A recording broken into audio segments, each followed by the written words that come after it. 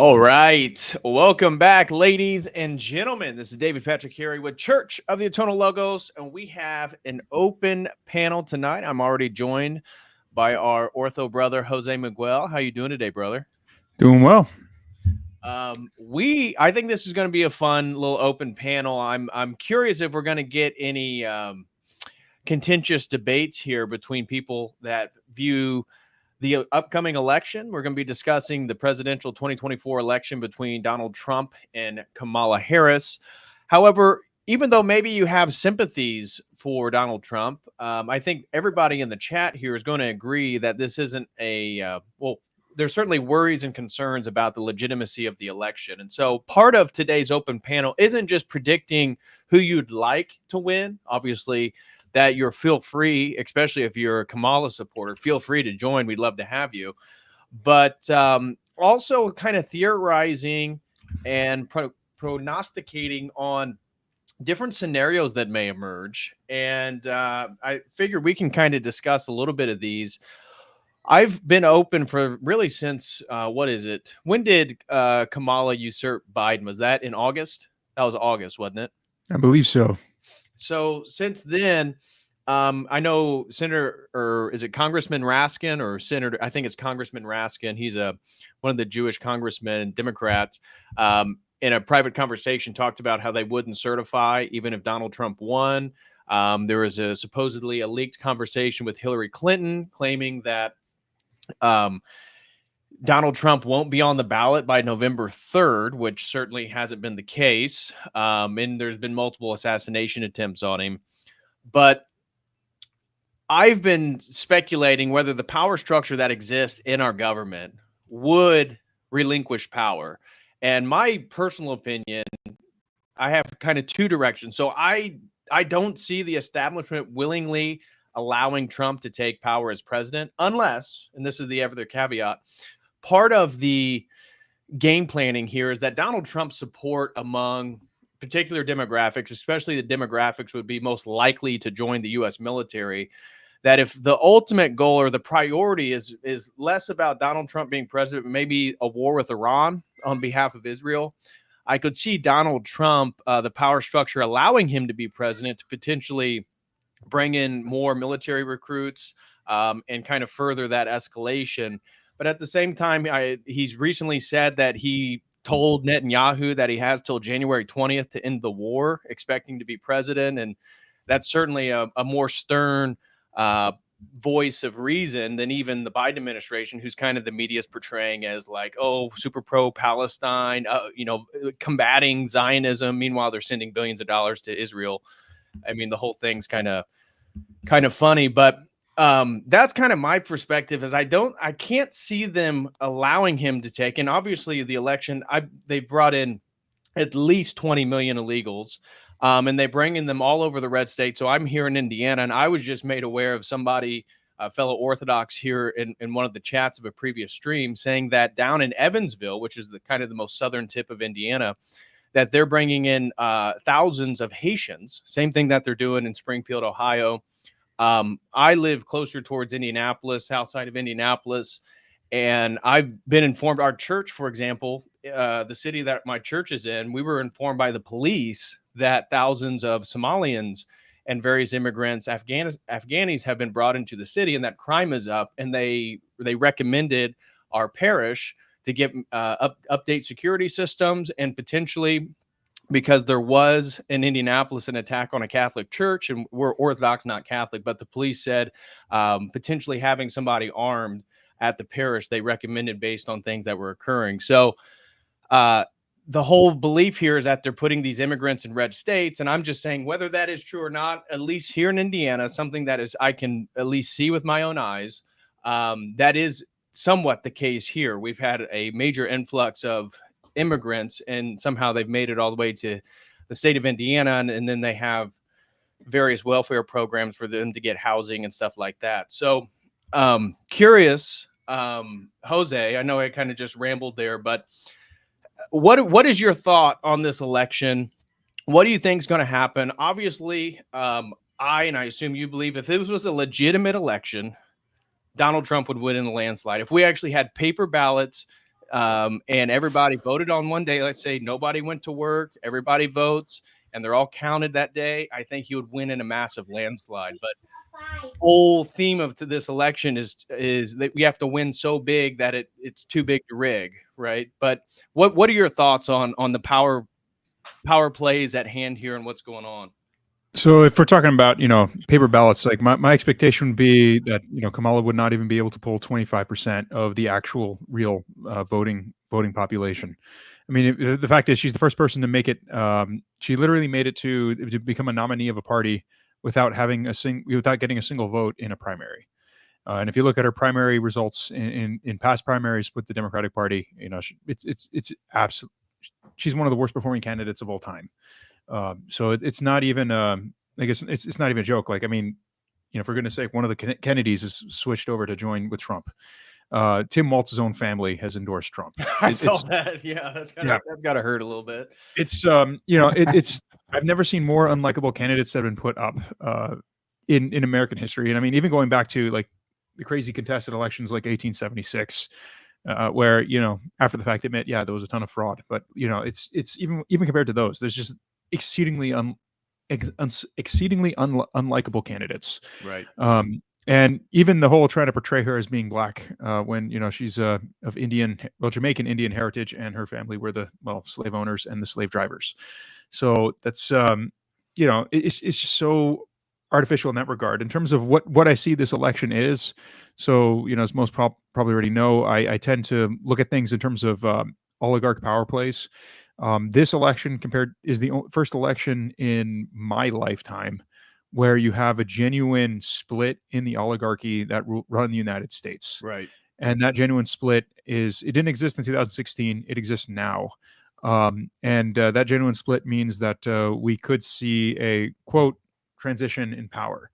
But the other risk is in general, I mean, the last time the United States had a genuine oligarchical split, you had the civil rights movement and all the violence surrounding it. And then the one before that, you had a civil war. So that's the downside. The downside is things probably will get very violent. The upside is you may actually have a shot at a change in who's actually running the empire.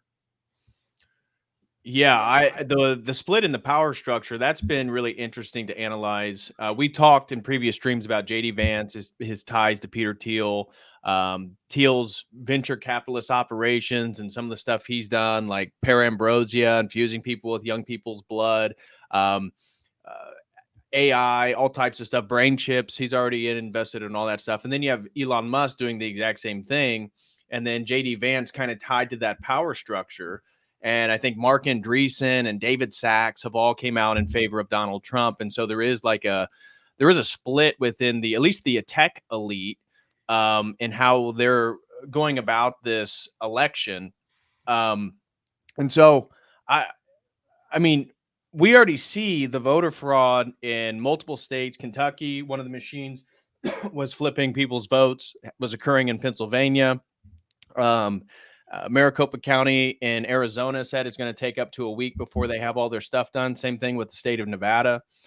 So I could see a play out of 2020. What is your thoughts? And Nadeem and Ivan, welcome, brothers. Feel free to jump in as well. But what is your feeling on the integrity of the election? Do you think Trump's going to win, or do you think that that it's just they're going to rig it one way or another? And Alex Jones, his argument right now is that they're going to sort of substantiate a civil war by the time of January 6th or whatever, and never pass the torch of power. But what are your guys' thoughts on that? I thought you were sorry. Congrats to DPH for your Thank marriage. you, brother. Jenny, I haven't talked to you since, so glory to God for that. I think we can be happy for you in some way, and maybe not for what's to aspire in your guys' country. But I think it's fairly obvious that the actual candidate would be Trump to win the actual race if it's done properly. I think we all know it won't in some case, but I have hope that Trump wins, even though it's just handing over to another elite. It's not as bad to have just an illusion that someone's running the country rather than just like a complete idiot as the face of the U.S. So, but my rational side says that it might be rigged. It might be 2020 2.0. All the voting fraud that we've seen, the military not being able to vote, the votes being delayed for weeks. I don't think that ever happened in any country for a presidential election or someone ruling a country. So, but I let maybe Ivan has a specific idea about who's becoming president. Yeah. Well, Jose, what are your thoughts on, and we'll get John in and Ivan, but what are you guys' thoughts on the legitimacy of the election? Obviously, there's a lot more eyes on it, so certainly people are more aware. Even Laura Trump, I think she's head of the RNC right now. They haven't really done much legally speaking within the courts, but they claim that they have over 100,000 people across the country that are, whether they're pretending to be Democrats or they're working in these elections, at least have eyes on what's going on and try to document it. But like, what are your guys' thoughts on the legitimacy of the election? Because I don't think anybody with a clear mind knows that Trump wins in a legitimate election, but we don't have that. So Yeah, no, I could go and vote now. it's about what they let stand. So it's so I know like some things have gone to the courts and there have been rulings that have been done in the Republican favor, which indicates, you know, there are oligarchs with even, you know, with who are using the judicial system to favor things towards Trump. It's just a matter of, you know, who's going to what do you call it? Like who outdoes the other. And I don't in terms of legitimate votes, but you know, who can play the game of counting votes better. Right. That's what it comes down to. That was the case of like the JFK Nixon election. Right. You know, or you know, Hayes election in 1876, for example. It's so that's the thing. So it's like, I mean, I know like in terms of like for those men out there who are trying to raise families, etc., you know, the giant crazy food bills that we've experienced under Biden and Harris have been truly awful, and those are going to get worse under Harris. Right. You know, so it's like it's a question of, you know, I mean, that's why like my hope is for Trump in that regard, because you know, that's good for my pocketbook, that's good for my family. Right. But the question comes down to what is it the oligarchs want, because they tend to not take into account the little guy. And historically in the United States, they've never really taken into account the well-being of the little guy. So it just boils down to like, if they want a war with Russia, they're definitely going to stick with Harris. If they don't want a war with Russia and they want to refocus things towards Iran, they might let Trump in. And if they want a war with China, they'll probably let Trump in. That's what it comes down to. It's, you know, that's why like for me, it's like, what are my expectations? I like to focus more on the expectations of if A wins or versus B wins, how does that affect me? Right. I know like the big effect for any family man out there with the Kamala Harris victory is that the Trump tax cuts will expire by 2027. And the big issue with that in particular, the biggest problem is not just that the tax rates go up, it's the AMT stops being indexed to inflation and it reverts back to what it was back in 2016 or 17, whenever they did the cut, which means about 40 to 50% of all working men out there with, you know, who head of households are going to get hit by the alternative minimum tax, which will be extremely devastating for those who are, you know, have families. So it's like even me, like I was trying to do the math. Essentially, if that event happens, and you know, given the Democratic Party's platform and given what the oligarchs care about, which is war, not really, and the financing of it, frankly, if I suddenly found myself subject to the AMT, then you know my ability to save goes out the window, and forget home ownership. That's never going to happen. Right.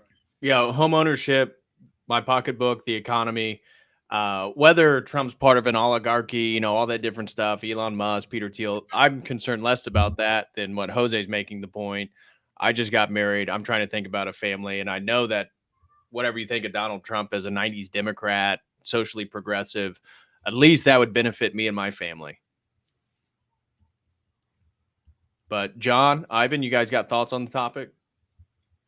Yeah, well, I basically agree with everything that was said. I would put my hands in the fire, though, to say that Trump will probably win. And it's the same situation as what happened with Milei, in the sense that the difference is of such magnitude. Like, the support for Trump is of such magnitudes higher than the support for Kamala, which is basically like I would say, a puppet show with astroturfed, let's say, support invented on social media. I'd say that in itself, and the fact that Jose highlighted about that they're going to be playing the game about who can count votes the best, I think that will give Trump the win. So if I am correct, I do want to be like taking some brownie points for like risking my reputation on that. But yeah, I basically agree with you guys. And the other part is the Republican Party does have the means of rigging things in their own favor, and they have done it in the past. 2000 would be an election where that happened. The whole hanging chads phenomena. To be frank, like the last neighborhood I lived in, when I lived in a city, there were two retired Republican fixers who lived on my block, and they would share stories, although they were mostly fixing elections in Ohio. So, it's a thing. And it's pretty open about it. You can meet people, operatives for both parties, who will tell stories. I mean, even when I was in college, granted, but there are people who tell stories about it. It's just, primaries, they're rigged from the get-go. It's you have rigging at all various levels, and sometimes it does make sense, even because, like, even I remember talking with those two old guys, and they said, like, all right, if you generally had no plan, like no putting thumbs on the scale anywhere, even let's say, like, for example, let's just say, like, your local state party, and you want to get people in there who are not blackmailable. Someone who's not blackmailable is not necessarily someone who is going to be popular on the primary election. And someone who's popular in the primary election could be someone who could be easily blackmailed. And so that weakens the party machine. Right. So, that's an example of like there are rigging things that's done, quote, positive in a sense. They're trying to, push things in a given direction. And it's just, that's how republics run. I mean, you can pick up Machiavelli's discourses on Livy or in his history of Florence. That's just how republics would be an work. open panel without a mention of the Machiavelli. discourses on Livy. Yes, exactly. I'm always going to push that book because it explains so much of, like, just the intro to how republics work, how politics works, the politics of a city. It's a fantastic primer. Like, don't waste your time with news. Learn some. Right. Maybe later we'll learn about Castro Chavism also. Maybe. I want to get John in here. John, what's your thoughts on the topic? And then I have a few more directions I want to kind of take the conversation, but feel free. Go ahead. I would have to agree with what Yvonne said about everything. Like, it's all rigged. It's like we really don't know where we're going to go from here. I mean, you guys are a whole lot smarter than me. I'm just your little dummy Trump supporter over here. But yeah, I would have to agree with what Yvonne said. Right. I whatever Jose was saying about stuff, I was like, I've never heard that guy before. Well, that's what we have Jose for, is for the historical perspective, for sure. One of the things in talking about the rigging, the big news, what was it, 2 days ago, was that the Seltzer poll came out of Iowa and basically showed that the state totally flipped from all the other projected polls in the betting markets, that Kamala Harris was up like 3 points, 4 points, something like that. Now, it's the only poll that says that. But at least in my mind, that there was NBC or ABC's teleprompter on one of they're covering like a sports program, and then like what would you call it? The cryon that showed the election showed that Kamala Harris had already won, and it showed like votes tallied at 100%. So what they claimed that they were just testing the cryon, and it happened to come on during the sports program. But me being a little bit more conspiratorial, I kind of see these fake polls And in are the lack of trust in the institutions. I mean, it doesn't really, I trust the betting markets more than I trust any political poll that comes out. But allowing the sort of predictive programming that this election is going to be super, super close, right? To me, there seems to be, if you're the establishment, or you really do want to get Kamala in, that one of the things you have to do is create the rhetorical narrative that this thing's going to be neck and neck. That way, when you do steal it, you can always say that it was just like 2020. It was neck and neck. And then she just happened to come out with, 10,000, 20,000 more votes in these swing states. When we would know that if it was legitimate, like, it's not even close. I mean, I think it really is a repeat of Reagan in the 80s. But, yeah, it's like telling your girlfriend that dresses look good on you over and over again, and then right, wearing a dress. But just to convince, to at least predictive programming to convince the masses that if something nefarious, I mean, we already have multiple states saying it's going to take up a week to count the votes. That, I think a good idea. I've heard somebody suggest that, like, for Arizona, Maricopa County is the one that you always have to watch out for. But the other counties have said that they'll have all their votes in that night.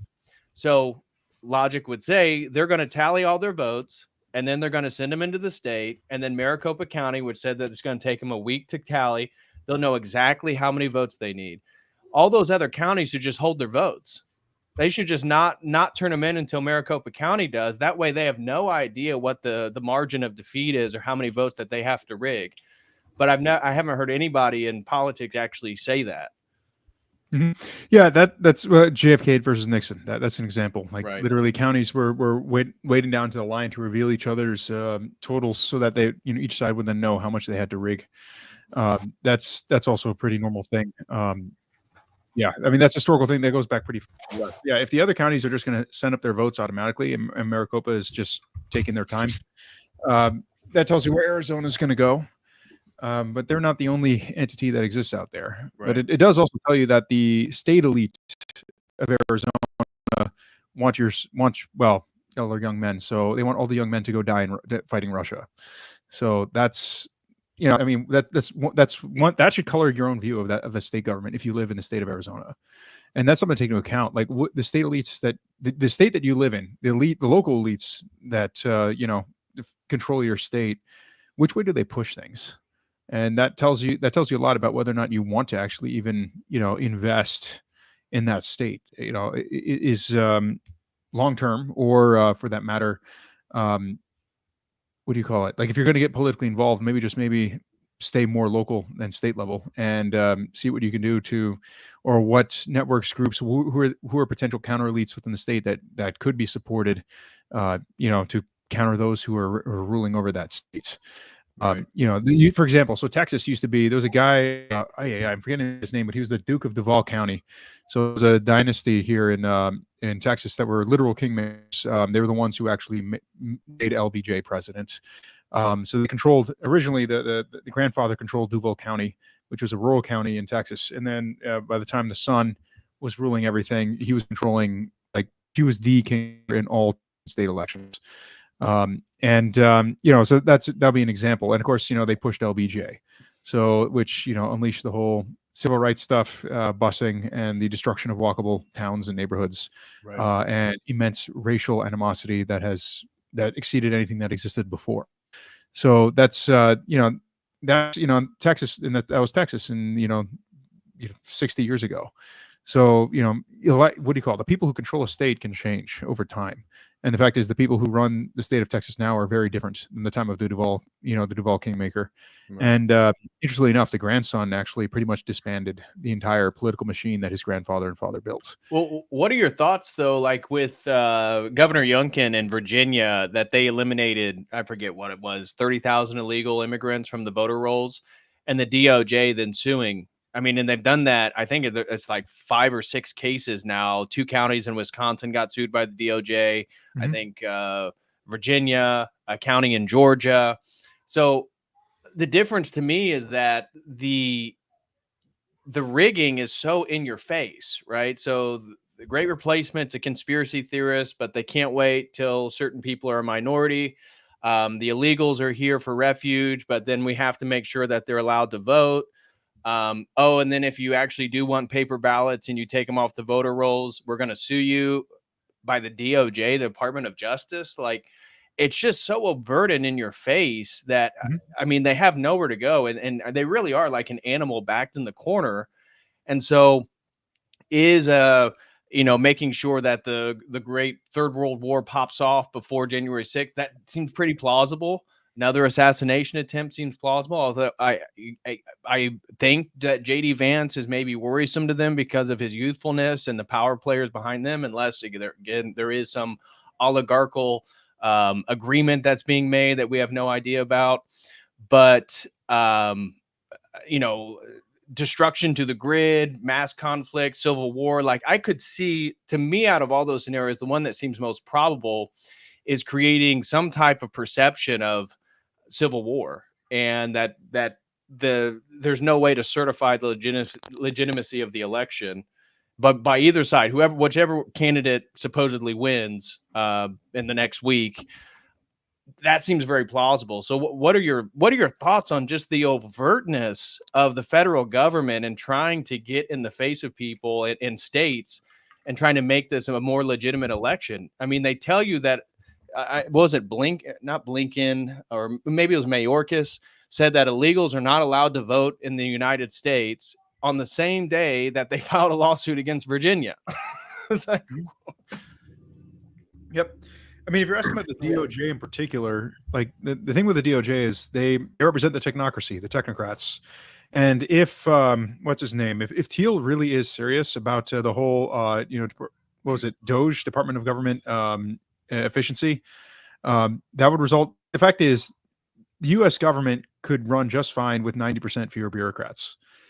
So the entire apparatus, which has all the bureaucratic apparatus, which have their own, we'll say overrepresented interests in how the government runs, have a huge investment in keeping that out. If that is in fact the case, that if Thiel is actually going to do that, and that's something as a test. If Trump wins, the thing I'm wondering is, in terms of hiring decisions, who's the ones deciding what are the list of names that he gets to see? Is it going to be the neocons like it was last time, or is it going to be Thiel who's going to be giving him the names? And are we going to see various members, especially probably lower ranking members of the PayPal mafia, being installed as undersecretaries all over the place? That's something I look forward to seeing. But that's what you're seeing there is a bureaucracy that's trying to keep itself intact. It is functionally a complete parasite at this point. And so, yeah, they have every incentive to do what they're doing. Now, there's two theories I know of. One is like they're being super blatant because they know they can and they just want to shove it down people's faces. And then there's the other, they're running out of options. They can't do it, in hiding anymore. And so they're doing it very blatantly because they're desperate. That's what it seems like to me. What's your opinion on that? I mean, it seems like they're desperate. I think it's the second one. Yeah, it's the second one because I think the age of X, for example, is very blatant for them. You can't really hide because it's not as if they were hiding it for the whole time. I think they were blatant, but in very subtle ways. It's like paradoxical, but not at the same time, because it's just that we're unraveling how blatant they were over the ages. Right. So I think that's the second one. Well, and I think that's what I find so interesting too about like Elon Musk's involvement. Now, the Trump coalition with RFK and Tulsi Gabbard and Vivek, and now Ron Paul through Elon Musk potentially going to be involved. I think that's good for the country, especially if Ron Paul gets involved. I think that's wonderful. But where I was going to go, I lost my train of thought. Elon Musk, that, Neuralink, Tesla AI, XAI. It's funny to see that, again, I think it takes a little bit more sophistication to look at the power elite and see that there are different factions. And at the same time, they do have shared similar goals. Like, I don't know if Elon Musk is a nationalist per se, but certainly all the corporations he's created are all moving us towards an electric grid, one world structure. in which he'll have access to your brain, access to the most advanced AI, access to the space rockets, and access to the majority of the electric cars in the Western world. And his whole thing is about the fear of AI. AI is an existential threat to humanity. Therefore, we have to fuse with it. Technology is an existential threat to people, but we have to have more people. We're underpopulated, not overpopulated. But at the same time, my Tesla AI is going to do away with all truck driving and everything's going to be automated. Seems like, again, these internal contradictions. And so I can see Elon Musk, being at odds with a Bill Gates or some of these billionaire type peoples. But in the long run, we're really just a couple different paths, but moving towards the same general direction either way. And that's where I think being involved in I know that, I'll throw this out here. Some people, I know Orthodox Christians that I've had on these open panels refuse to be involved in politics, which I don't think is the best idea, because I've said this before, broken record, but like my county, the sheriff, very conservative, great on the coof. We didn't have a lot of the restrictions and he wasn't going to enforce it. So I think the local government and your local voting for your local officials is very, very important. But ultimately we're moving towards the same destination, but Trump, if he does win, will benefit my ability to build a family. And as an Orthodox Christian, that's my task right now, is to build a family and support them to the best of my ability. So my point was male turnout. So I recently just saw a thing posted today on X, and this was supposedly by some organization, the latest early voting statistics. And it showed that women had voted like 56%. So women have outvoted men in this election. And there's this big rhetoric right now on right-wing circles about male turnout. Men don't let us down. The women are upholding now, whether the women are voting right or left, we don't know. But it is a fact, at least according to this poll, and you can't trust polls, so I'm not saying that it's legitimate, but according to it, men have not turned out to the same degree as women the day before the election. Now, a lot of people have said men typically stand in line and vote the day of. That's probably true. They don't do early voting. But what are your guys' thoughts on the role that men have or at least their agency in dictating this? My point with the local politics is it seems like you do have agency within your local politics. Whether it go to the federal, it seems like it's more rigged at the federal level. But I think if you're a man and you're Christian and conservative, I think you should go vote. That doesn't mean I'm endorsing the American, voting system or the way we do politics here, the two-party domination, not endorsing all that. But I do think there are existential risks to the left gaining power, to my ability to live as freely as possible in a secular, progressive society. Completely. What you gain? You don't gain nothing anything to lose just going out to vote. You're already on the list. So I think even just going out there, even if your vote isn't of any value in the end, it's just a Pascal's wager in my eyes. But I definitely want to put like a square on the fact that local voting is super important, especially as Orthodox Christians, because it affects you personally, and in some case, Trump being named as president could affect you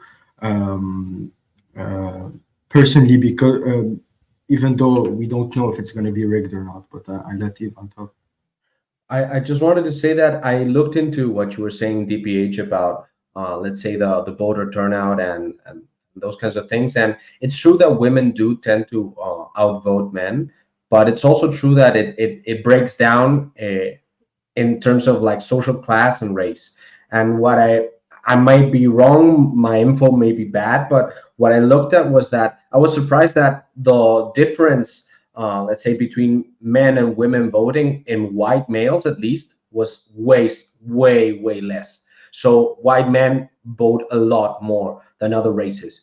And that, to me, suggests that it's not that, yes, of course, we could do with telling people to go out there and vote and not to be lazy. But there's also, let's say, an element of class that has to do with if people let themselves be discouraged by the machine, because the only purpose of the polls is to basically discourage the other side. They're bought and sold. People are paying money to create fake polls and to make those polls, let's say, like project that the candidate they're supporting is going to win. So like if you look at, I don't know, polls that say that Kamala Harris is well more poised to win than she actually is, don't believe them. Don't believe any polls. Just go out there and vote. And I think that we will be positively surprised in this election. Yeah, I think we're going to be extremely surprised in this election because, I mean, honestly, I don't know if Trump's going to win, and I haven't even. And then I've seen all the polls. I've seen everything, and like I can't even trust it. I'm not even going to try to trust it. Agreed. It's just like, okay, cool, whatever. But I'm going to say, like, stand with the Vaughn here. Like, yeah, I think we're going to be extremely surprised whether like Trump is going to end up being the president or Kamala is going to end up being the president. And if you would ask me, do you think the turnout of men will happen as expected? I think it might. I think they are doing it, but I've seen a lot of stuff where things are getting a lot of spiciness inside of it. What do you mean? What do you mean by the spiciness? Like, well, I don't know if it's TOS or whatever. But, right. Yeah, use words which we can associate what you mean, but I'm confused. So the male turnout, you've seen some things in regards to spiciness. Can you mention? Like, I don't know if everything's being fair right now. Yeah, exactly. I can't see. I don't see it. And I've seen a lot of stuff from either side saying like, there's no doubt within the Kamala campaign where they're like, yeah, we're gonna win. We're gonna win. We got this in the bag. And it's like, how do you even have this in the bag? And then there's like stuff from the Trump campaign, like, yeah, Trump made a statement yesterday that I shouldn't say this, but we're winning big. And according to an Elon Musk posted today in regards to voter registration, early turnout, I mean, it's like in the 300,000 marks for all these swing states that Republicans have totally dunked on the Democratic numbers, especially compared to historical elections. But again, the rigging of it, I just don't. That's what's been so interesting for me, and I think it's true for everybody here on the panel, is that if you're under like the age of 45, you're way more skeptical. Where almost everybody that's a Trump supporter I've talked to that's a little bit older has been very confident that Trump's numbers and all these polls are real and that he's going to win for sure. So that's been interesting to see. Yeah, does it make because, well, it's crazy because, like, I mean, like, what's it, Jose that said this, or I don't know if it was on this panel, if I just heard it, but if we just like took down the actual names of people who are actually voting for either side, like, yeah, Trump will win. Trump 100%, he's gonna win because, like, there's no doubt he's like, and I live in California, okay? I live in Southern California. And the amount of Trump supporters here that are actually like voting for him, it's a wild amount. I mean, whether our vote has, I don't think our vote is going to do anything because, I mean, we got Silicon Valley, we got, you know, California. Yeah. It's not going to matter at all. It's not going to matter. But the amount of support that it has, and I have like family all over, all over America, and it's the same way everywhere. And if we write down right now, like who would win, we just count the names. Yeah, 10 out of 10. 10 out of 10 is going to be Trump. But right. I want to bring in Roscoe Ducks. We had a couple super chats. I want to give a special thank you to Dano for throwing $4.99 over on the YouTube. Thank you very much, Dano. Do appreciate that. And then on Stream Labs, Storm the Cat throws in $15 through 2 super chats. They said, I said this to Jay Dyer yesterday. I think the two parties or ideologies in normie American politics represent the two pillars of masonry. Okay, I could see that symbolism. And then he followed up. Storm the Cat said, I think that Donald Trump is a lot better than Kabbalah, so Kabbalism, Kamala Harris, and he seems more anti-war than her. And I would agree with that. Curious what your guys' thoughts are on the anti-war stance. It does seem that Trump, that's where I'm not sure. I mentioned at the opening of the stream that I could see him being that the people in power would allow him to be president for the military surge it may have for any potential conflict that, a third world war conflict with Iran or something like that. But he also seems the one that is most likely to say no to Netanyahu. And I know all the Zionists. I know he's kissed the wall. I get all of that. But him posting the letter he got from the president of Palestine, I think that angered Netanyahu, according to reports. And then him giving him a deadline for his war in West Bank and Gaza. I haven't heard anybody say that. And then him recently, I think it was yesterday, he sent out a tweet in regards to all the Christians in the Middle East and how he wants world peace and to preserve Christian communities who are under attack. And he mentioned, I think, the Syrians, Iraq, and Armenians, if I remember correctly. So he does seem more anti-war. And it's not necessarily driven by an anti-war attitude, in the sense of, when I look at the elites who are backing Trump, there's a desire there to actually preserve the empire in a manner that's still functional. Essentially an acceptance that the U.S. is not going to be the global world superpower that dominates everyone, but try to at least walk away where the United States is still a world empire that still has influence on the global stage and definitely has control over the Western Hemisphere and Western Europe. So the thing with giving Netanyahu a deadline and stopping Netanyahu, that's not necessarily because Trump is, cares for or rather the oligarchs behind Trump care for the Palestinians at all. Right. They want to preserve their aircraft carrier, that is Israel, in the Middle East. It's been a 7-year investment. And it's not necessarily something they want to throw away. The way that, for example, that, they're losing Ukraine. And the fact is, what do you call it? I mean, the fact it's been over a year and Israel has not been able to pacify Hamas, even though Hamas was actually founded by Israel originally and was armed. Exactly. Yep. Kind of like ISIS in the U.S.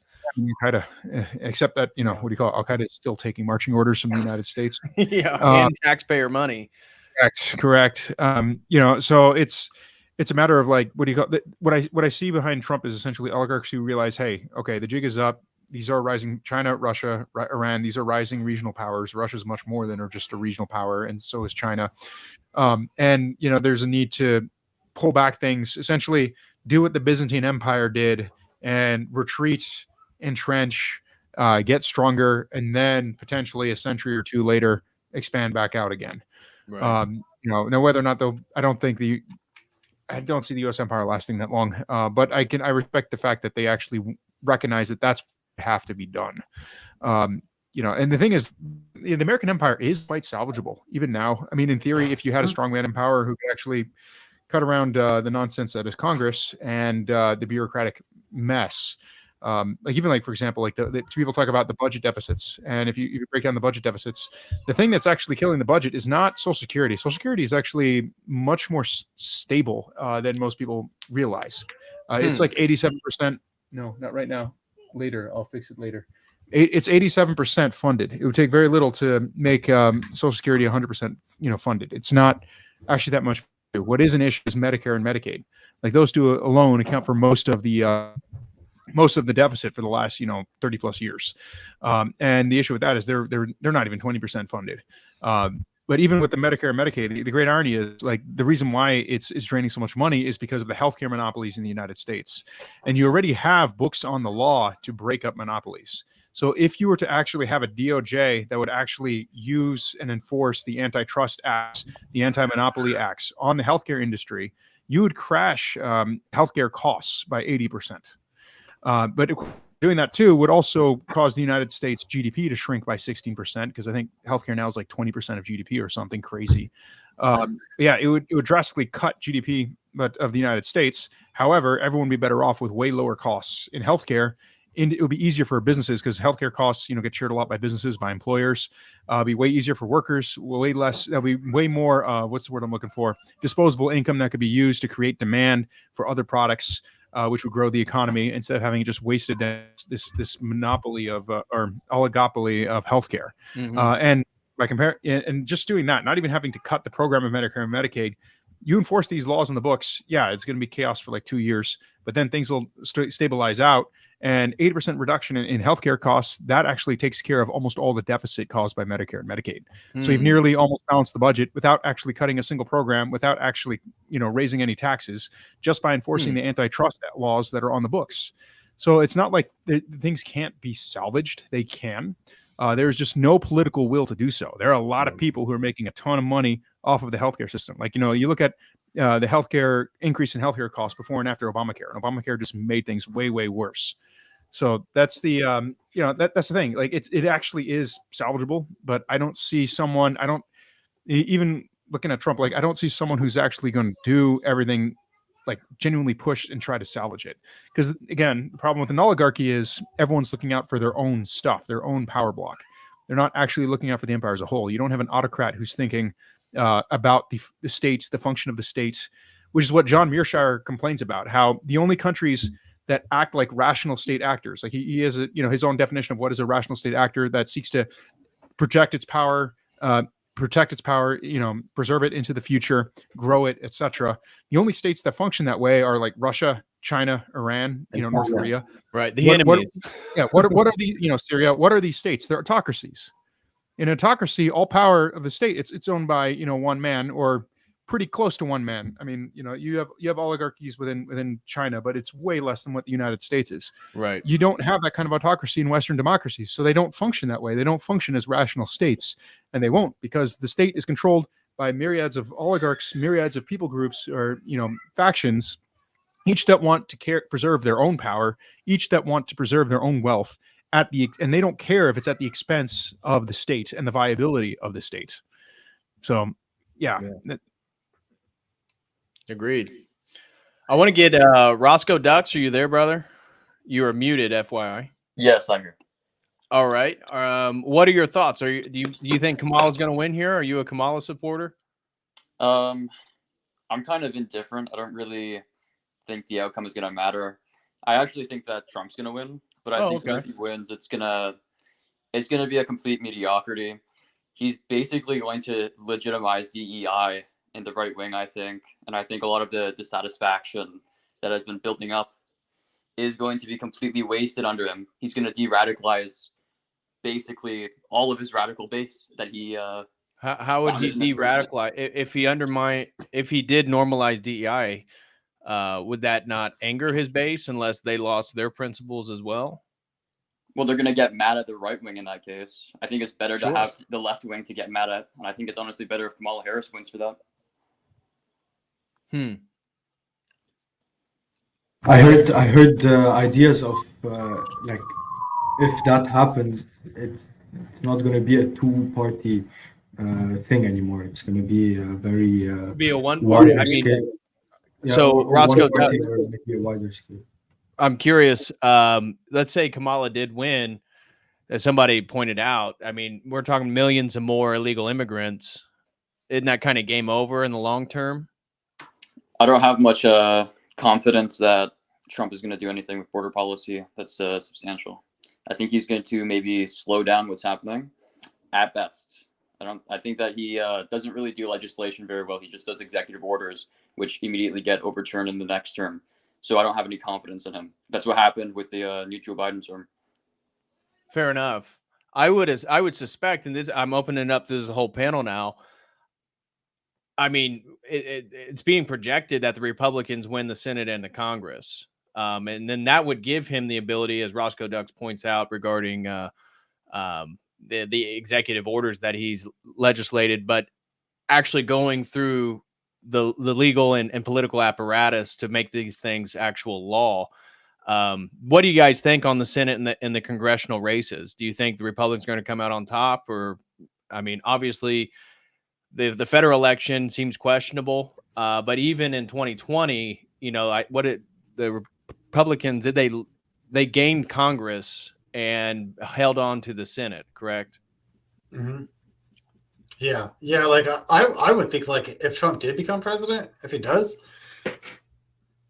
I would think they would get that. I would too. And actually, if I remember right, 2020, I think the Democrats, did they get the Senate? And then in 2022, it's when the Republicans then got the majority of the Senate and the Congress. Don't take me at I don't remember exactly, but if that happens, Trump would be needed as president for actual law, policy change, not so it would be an easier thing to pass through if Trump is actually the president. There would be more policy change. I think that perhaps I'm a contrarian. I'm going to speak of something that perhaps not in my wheelhouse. I don't know that much about it, but I think that Trump is going to be more of a puppet of the RNC, of the Republican Party. I think that he's going to, let's say, legitimize what the base wants in terms of not what the base wants, but rather what the political leaders want. Like in this situation, Trump is super popular, and his popularity will, let's say, in a sense, help a lot of the politicians who support him. But those politicians who support him in terms of, like, let's say, saying that they support him, they're not tied with his fate, in the sense that they will get to disown him if or do whatever they want to do if they want to, let's say, get ahead. So the coalition that he's formed is not very tightly knit. And in that sense, I think Trump, it's not that he's a Trojan horse, but he's similar to that in the sense that he's already moderated himself also in the rhetoric. He's capitulated in a lot of areas. So, but still, he's the best candidate out there, and I think he's going to crush it.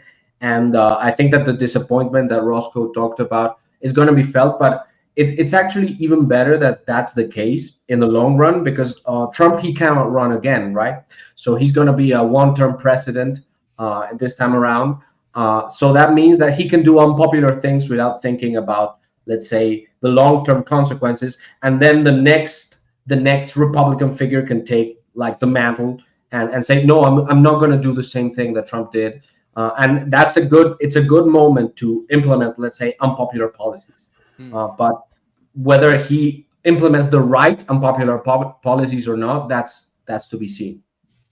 It's a good point. I believe at least the general consensus among voting Republicans is that J.D. Vance is kind of next in line. So that may be difficult for him to distance, although we see Kamala Harris both tie herself to Biden and then distance him at the same exact time. So maybe that's something they have up their sleeve. I don't know. Yeah, but I'd also add that they're very different. Like, even though J.D. Vance, like he feels like homey in the sense of, like, being loyal, at least when he expresses himself in public. And, well, that's to be expected, but there seems to be, like, a genuine kinship there. They represent actually very different political views. And I'd say that J.D. Vance is the future, let's say, or is closer. It's more closely aligned to the papal mafia and those kinds of guys. And Trump, in that sense, even though he has perhaps, but which does not exactly align with Elon Musk and his ilk. Interesting. It is possible that the big public display of DEI stuff and all this stuff is just for him to be put in office for some type of strategy. Maybe they have the Trump team, but there is some hope that, like Ivan said, he does go forward with the unpopular policies, and we can pray that it's the right unpopular policies. Right. Roscoe, were you getting ready to say something, brother? Looked like you unmuted. Yeah, I mean, I think if Trump gets in, his entire legacy is going to be co-opted by J.D. Vance, who's essentially going to transform his movement from a sovereignty movement into basically like a warmongering sort of George Bush movement. And I think if he loses, if, like you say, all these immigrants come in and then it solidifies a one party system, I don't actually believe it's possible for there to be a one party consensus constantly. I think that the Republican Party will have to adapt, change, and it will have to pander to those new immigrants. And depending on how competitive they are and how much they're going to benefit these immigrants, they might actually get voted for, right? So no matter what, I think you're going to get DEI. The best thing to do is invest into a sort of right-wing alternative movement, which I think certain figures have already begun doing. And I think that if Trump gets in, then all of those people are going to be de-radicalized by a right-wing establishment that they see as solving their problems, but really it's just a mono-party system on both sides. None of them actually do anything for the native-born American, like old stock American. Right. Just want to remind everybody to smash that like. Thank you all for being here. We had a super chat that came in. First one came from George Washington Barfer. $5 says, I predict Trump wins the election, but then is disqualified, making Kamala the president and J.D. Vance vice president. Is that possible? Technically, yes, but it's not. The last time it was done was John Adams' administration, and it has not been done since. I don't see that happening at all. I personally don't either. What I think, and well, I'm going to bring it up for the next question. Let me come back to it here in a second. And then a major thank you to our brother Nadeem, COTEL crew member for 4 months now. Thank you so much, brother. Really appreciate the support. And shout out to our Kamala supporter, Val, throws in $10 and says, Kamala 2024, women's right to choose, free Israel. Trump is racist. Kamala is base. Take the free jizya. Appreciate that, Val. Thank you, brother, for the $10 support. God bless you. So in regards to a potential outcome, I've been also thinking about just an obvious rigging of it. And so if the political establishment really wants to create more chaos and a potential outright civil war in the United States isn't something that's off the table, I could also see them through their institutional power declaring Kamala the victor in it with obvious inconsistencies, with obvious fraudulent practices, forcing then all the entire MAGA movement to respond. And obviously we have J6 as a precedent to sort of frame this response as domestic terrorism and all this different stuff, and would allow them, because what was it last month that I forget which department, but essentially the military has now been given permission to open fire on Americans, first time in American history. So the reason why I thought, okay, tying that into maybe a prediction or a theorizing of an outcome is that it's just obviously fraudulent. Kamala's declared the winner, and they just bait the America First movement, the MAGA movement, into some type of violent reaction. Could be state secession. I've seen people throw that around. I'm not so convinced, although I have seen AGs talk about, like I've seen Oklahoma and Texas, Indiana, Tennessee, Florida potentially speculate. There's a conversation about speaking with somebody that the Senates, Congresses of the states of Tennessee, Georgia, and Florida have already been speculating about a potential military response and how they could be unified to deploy their National Guards together. Those were more conservative-minded representatives of those states. So I think that's a potential outcome as well. What are you guys' thoughts on that? I would say, like, and I actually had this conversation with my brother probably a couple of days ago. And we came up with, like, the most likely thing that would happen would be some kind of false flag attempt from, well, towards the right wings, to the Trump supporters, and then enforce martial law. That would be the most optimal thing that we see would happen, because, like, it's going to be really hard. especially now that the way social media is, and to start faking, and which I do believe that there is like a huge rigging going on right now, but it's gonna be harder to hide it now. Well, do they want to hide it, right? So my question is, I'm if they're truly backed in the corner, does the political or the whatever elite is behind the power structures, do they even want to hide it? If the point is to burn the system down, don't you want to inflame the opposition by doing it openly and then trying to bait them into a violent response? Exactly. And that's what, go ahead. Sorry. And that's what I think is like happening right now. Is like the rigging is happening through like a militia, not militia, a malicious intent from just the people, and it's gonna have to happen through martial law. There's just no way, like, otherwise the government's gonna just take over.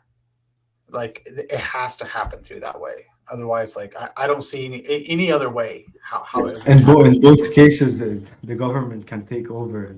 That's it.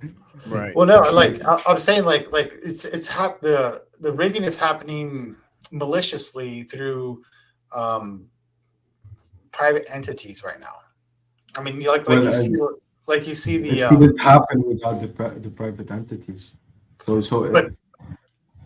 But it's happening now through private entities. It's just like you see, like, the way people are kicking out Trump supporters from voting. You see, like, how they're stopping them from voting. You see how there's ballot boxes, mail-in ballot boxes that have been just torched. But they're in pretty blue states. I was kind of trying to scratch my head because it was like Seattle, Washington, not a whole lot of Trump supporters there. And so who would light the mail-in ballots on fire? Was it a radical leftist or maybe a Trump supporter? I don't know. I was trying to scratch my head about what would be the motive of a leftist burning the mail-in ballots in Seattle, Washington. Wouldn't they mostly all be Democratic votes anyways? I would say it has to do with just radicalization. Like, or just some drunk homeless person that's doing it for fun. That could be true too. Like, I got a bottle of vodka. Bought that cocktail. but no, I see, like, most things like through like, again, it kind of like goes back to like the whole like the Trump assassinations and everything like that. Like, I'm not too 100% certain that stuff is how everyone is claiming, like, oh, they're operatives or they're MK Ultras. John, I'd like to know how would martial law be able to stop the government? I've been scratching my head. Stop the government from what? You said from taking over. Isn't the government already taking? Well, no, they would plasterize that the us Trump supporters are radical terrorist and all of that, and then just declare martial law. The only issue with declaring martial law is how much can you actually occupy, because the U.S. military is not large enough to occupy the United States. It's not even large enough to do what they want to do around the world, like take an invasion of Iran. You need 2 million boots on the ground for the front tooth, like just to establish a foothold within Iran. It is not, so that's what I'm saying. Like, it's how much can get done via martial law. The big threat for the state apparatus itself, if they decide to go full blown, like what I personally expect, like if Kamala wins, by 1% in one state, which switches it and wins it for her. Let's say she gets Pennsylvania and Arizona. Yeah. So let's say that happens.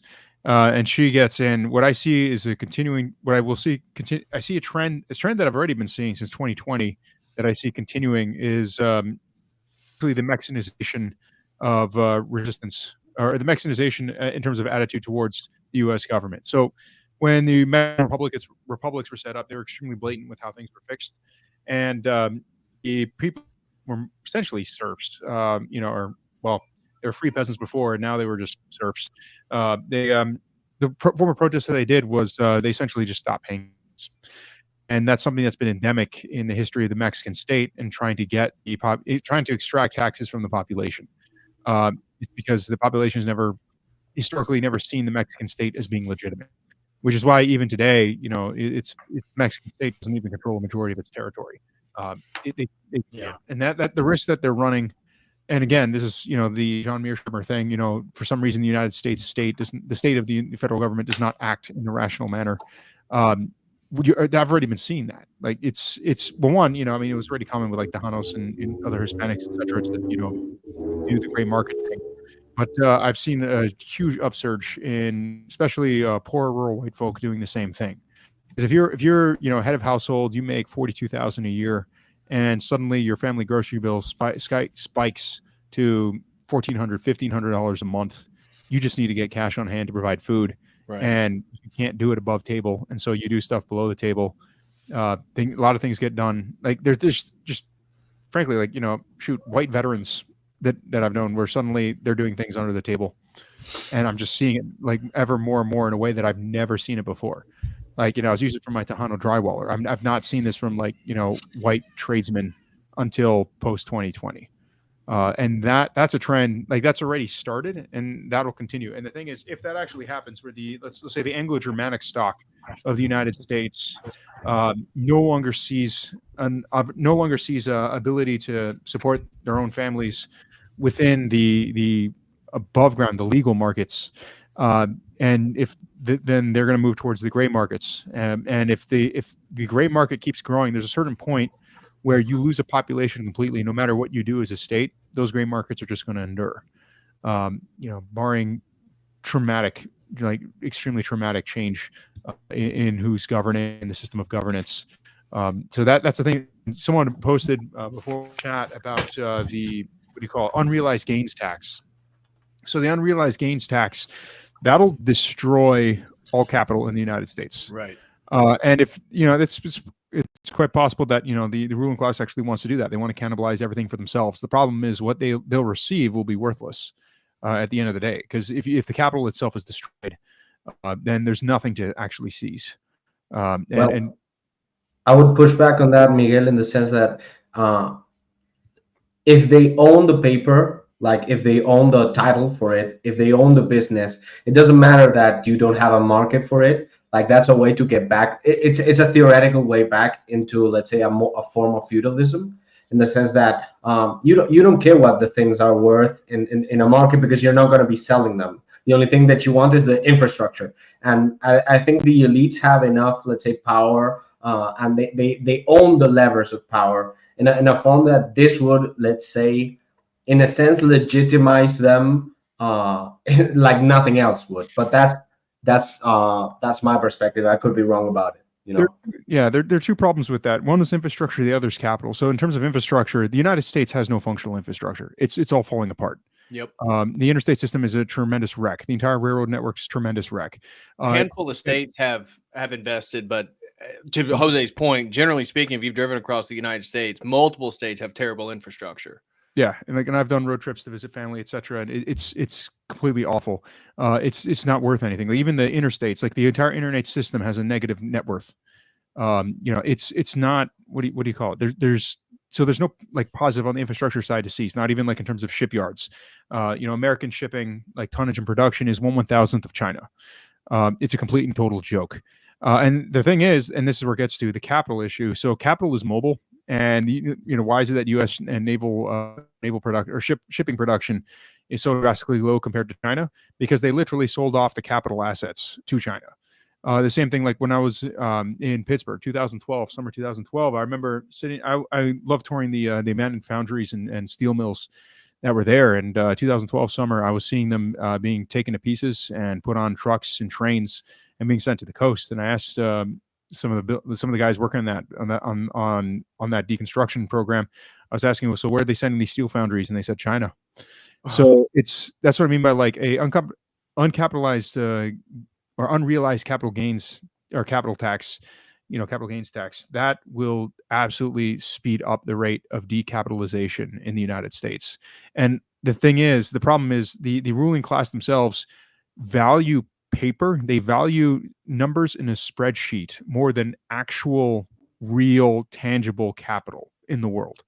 And they don't understand. I mean, because a lot of these people are MBAs, they don't understand that at best, that what you see in the Excel sheet is a reflection of reality. But all you see is the Excel sheet. There's a reality that that Excel sheet in theory is supposed to be mapping onto. And so that's why it's like what is there left to steal at this point? 3/4 of Americans are debt slaves, literally, like living paycheck to paycheck. Yep. And that's just an absurd number. I mean, to put in comparison, Russia's was known as being a, what do you call it, gas station with nukes. So what is the percentage of Russians who live that paycheck to paycheck, like in the United States, where they can't afford a $400 or $500 emergency, unexpected expense? 15%. So like just the sheer number, like it's, and the crazy thing is actually a lot of people in Russia who are poor were estimated that they actually, a lot of them were like, poor people in like Siberia and other rural areas where they were very self-sufficient. And, so it's like they actually could last indefinitely, given different style emergencies. So there really isn't much left to steal in the United States. The U.S. has been eating its seed corn since 1971. That's when the eating of seed corn began. And, since then, and that's also where you see the divergence of like worker productivity keeps rising, but wages go down. You look at debt loads, private loads, they keep skyrocketing. The difference between inflation and the lack in increase in pay, it's been all made up with private debt. That is entirely, besides being unsustainable, it's the plundering has already happened. There's nothing left to plunder. So if they want to do an unrealized capital gains tax, then there's not much for them to actually seize. That's great. Completely agree, Jose. The thing that I'm scared of, perhaps it's a phantom, is that in reality, socialism is great for the rich because it means like higher taxes it means that there's a higher barrier of entry for newer, let's say, companies. So there's actually less competition. And if we're talking about the elites, I don't see these elites, especially the ones who are for globalism, as having any, let's say, entrenched interests in remaining, let's say, American. So what I see is perhaps the globalization, let's say, of the American government to a global elite. Let's say so it doesn't matter. It doesn't really matter what kind of government you have, as long as they have, let's say, a chokehold on the future of the country, and they can decide and not be, let's say, beholden to the rules of the place they're let's say governing from the shadows. Yeah, it's just the thing is the globalization part is failing in the sense of like, what was it? Russia fined Google worth of rubles.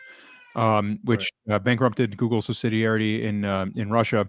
All the companies that left Russia, all their capital was seized and essentially distributed out. And that's partly why Russia's having this crazy investment boom. And you have their central bank that's worried about their economy overheating, and so they have interest rates of like 21%, trying to slow down the rate of investment. And yet even with that, their investment boom and the amount of industrial growth is just insane. And then in the case of China, like if the U.S. does the same thing to China, then China's just going to seize all the assets that are owned by Americans in China. There's really no such thing as a real economy. The government owns McDonald's and they own Walmart, and they rule it from the shadows. So, and what they do is, see, if I hire a mechanic, right, they have to be licensed by the state. So they're not even allowed to be a mechanic unless they get licensed. So the state makes them a mechanic. And then the state, if I don't pay the mechanic what money he wants after he fixes my car, he goes in front of a judge and the judge decides it. The economy is not real. The economy is made. We live in a global communist hierarchy where wealth is redistributed based on jobs. There's some truth to that. I mean, for example, take Twitter. Musk fired 80% of the workers at Twitter, and everything was just fine. Those are people who are just on the take. And also, I think that you're not aware that there's 7.7 billion people that have a net worth of less than $10,000. Are you aware of that statistic? The problem is that's priced in dollars. What I'm saying is that there's 7.7 billion people in this world. Out of the 8.2, there's only 500 million that even have any sort of wealth whatsoever, you're under maybe not a delusion, but not aware of the 7.7 billion that don't even barely get to eat. They have to drink poison water like in China. Yeah, I mean, again, it depends. It depends where you go. So, like for example, like part of that would include, most of the Russian population, but $10,000 goes way farther over there than here. I mean, you have to look at purchasing power parity. There's a lot of other things you got to look at. There's no such. They give you money based on your job. Do you understand that? They license you. They decide how much you get paid. Okay, mechanic. I'm going to charge $85 an hour. That's what my local mechanic charges. Why? Because when they went to court, the judge said, if you don't pay this mechanic, I'm going to give the mechanic your car. That's how economics work. The judge and the prosecutors decide the prices of the economy. You have to pay the state to be a mechanic. It doesn't matter if you got 50 years experience and you're the best mechanic in the land. If you don't have that license, the state will shut you down. So the state predicates everything. And that's why you have a gray market in the Southwest. So it's, I mean, there's no such thing as market. It's fake. Oh, the no, there are economy markets. Is fake, markets exist. Set up by an archon group, a ruling class. Markets exist. Like the U.S. is not that micromanaged. No, they don't exist. No, markets definitely exist. What are you talking about? Like a little small I mean, a farmer's business? market that I walk to literally exists. Okay, Like, Walmart. I know. I said owned by like the government. I walk to a farmer's market down McDonald's the is block owned by every the week. Just give the example of a farmer's market. Yeah, Okay, like so markets the government is injecting billions of dollars in advertisement into the retail business. Yes, there's other competitions like Wendy's, but without the government spending billions of dollars advertising what they own to be McDonald's, there would be no other, because the promotion is paid for by the government, same as Walmart. Okay, there could be local markets that could. So like local markets exist. So like Yeah. I never go to McDonald's ever or Wendy's. I eat out. So where do I get my meat? I get it from a rancher that's literally 15 miles away from here. Where do I get my? And how much does he charge? 20 miles away from here. Where do I get my? How much does he charge? How much does he charge for grass-fed, grass-finished beef? I'm paying $9.10 an ounce for half a cow. So Sorry, 160 a pound. No, $9.10 per pound for half a cow. Put that in perspective, a skirt steak from the local grocery store in factory fed, etc., factory farmed, costs $9. So I'm making a huge deal. Like, sure, yeah, the ground beef, even the ground beef is actually a good deal. Like, in terms of quality, it's quality. In terms of steak deals like the ribeyes, it's a steal at that price point. Take eggs, for example. So I get 100%. But I'm on food stamps, though. Does he take food stamps? No. Okay. Because you're in a government market that you're talking about. Jose's talking about a gray market where the government doesn't control it. That's the point. Okay. Hello, everyone. If I may intervene, I'm a bit confused here, but let me just give a quick background. I'm not in the United States. I'm in Costa Rica, Central America. I work from here. I dedicate myself for the past 25 years in matters of human rights and drug policy reform. Just to give you that heads up. I've lived through all around from Canada down to Argentina and the Caribbean. So this whole area, Western Hemisphere, is my area of work and analysis, etc. But I have a slight confusion here. What is the panel criticizing? Are we criticizing? Is this panel criticizing capitalism of the U.S.-based type of thing that has happened since the end of the war? No, they're trying to prove that the economy exists, and I'm trying to say that it only exists for 500 That was not what we were people. talking about. We were talking about the election era, and you came in and brought up that topic. If there's an economy... All right, that guy's gone. Well, back to the point there. I mean, there exists. I don't see it doesn't exist. Another conversation in regards to what that prior person another day, but it was extremely confusing because anyhow. Look, from the Latin about American, the election. And we're talking about whether Trump or Kamala is going to get elected, and we have a general consensus that the election isn't legitimate. Trump would win in a legitimate election, and are you a Kamala supporter? No, I'm actually critical both in every sense of the way. I'm a hunch critic of United States foreign policy and its impacts on Latin America, particularly the impacts of the war on drugs in our regions CIA runs for the past 60 years. Yeah. I also openly criticize Russia, China, Europe. What are your thoughts on the election? Look, that's what we're here to talk about. The take I may have may be a little bit controversial, but based on one simple thing. Trump is to the United States what Hugo Chavez was to Venezuela, or Daniel Ortega was to Nicaragua, or so on. I could continue mentioning. And Kamala Harris is just the continuing of the status quo without much opportunity of real profound change on the administrative as well as the economical relation between the public sphere and the private sphere in itself. So fundamentally, in this sense, the inclination of many of the people I work with is we prefer that Harris wins because we do not want to work again with Trump or a Trump administration. It was disastrous for the things that we are been working on. And what would be the best interest of people that live in America, not people that live in Latin America? That's the thing. Well, that's what we would say. Obviously, Trump would be beneficial for us in our lives.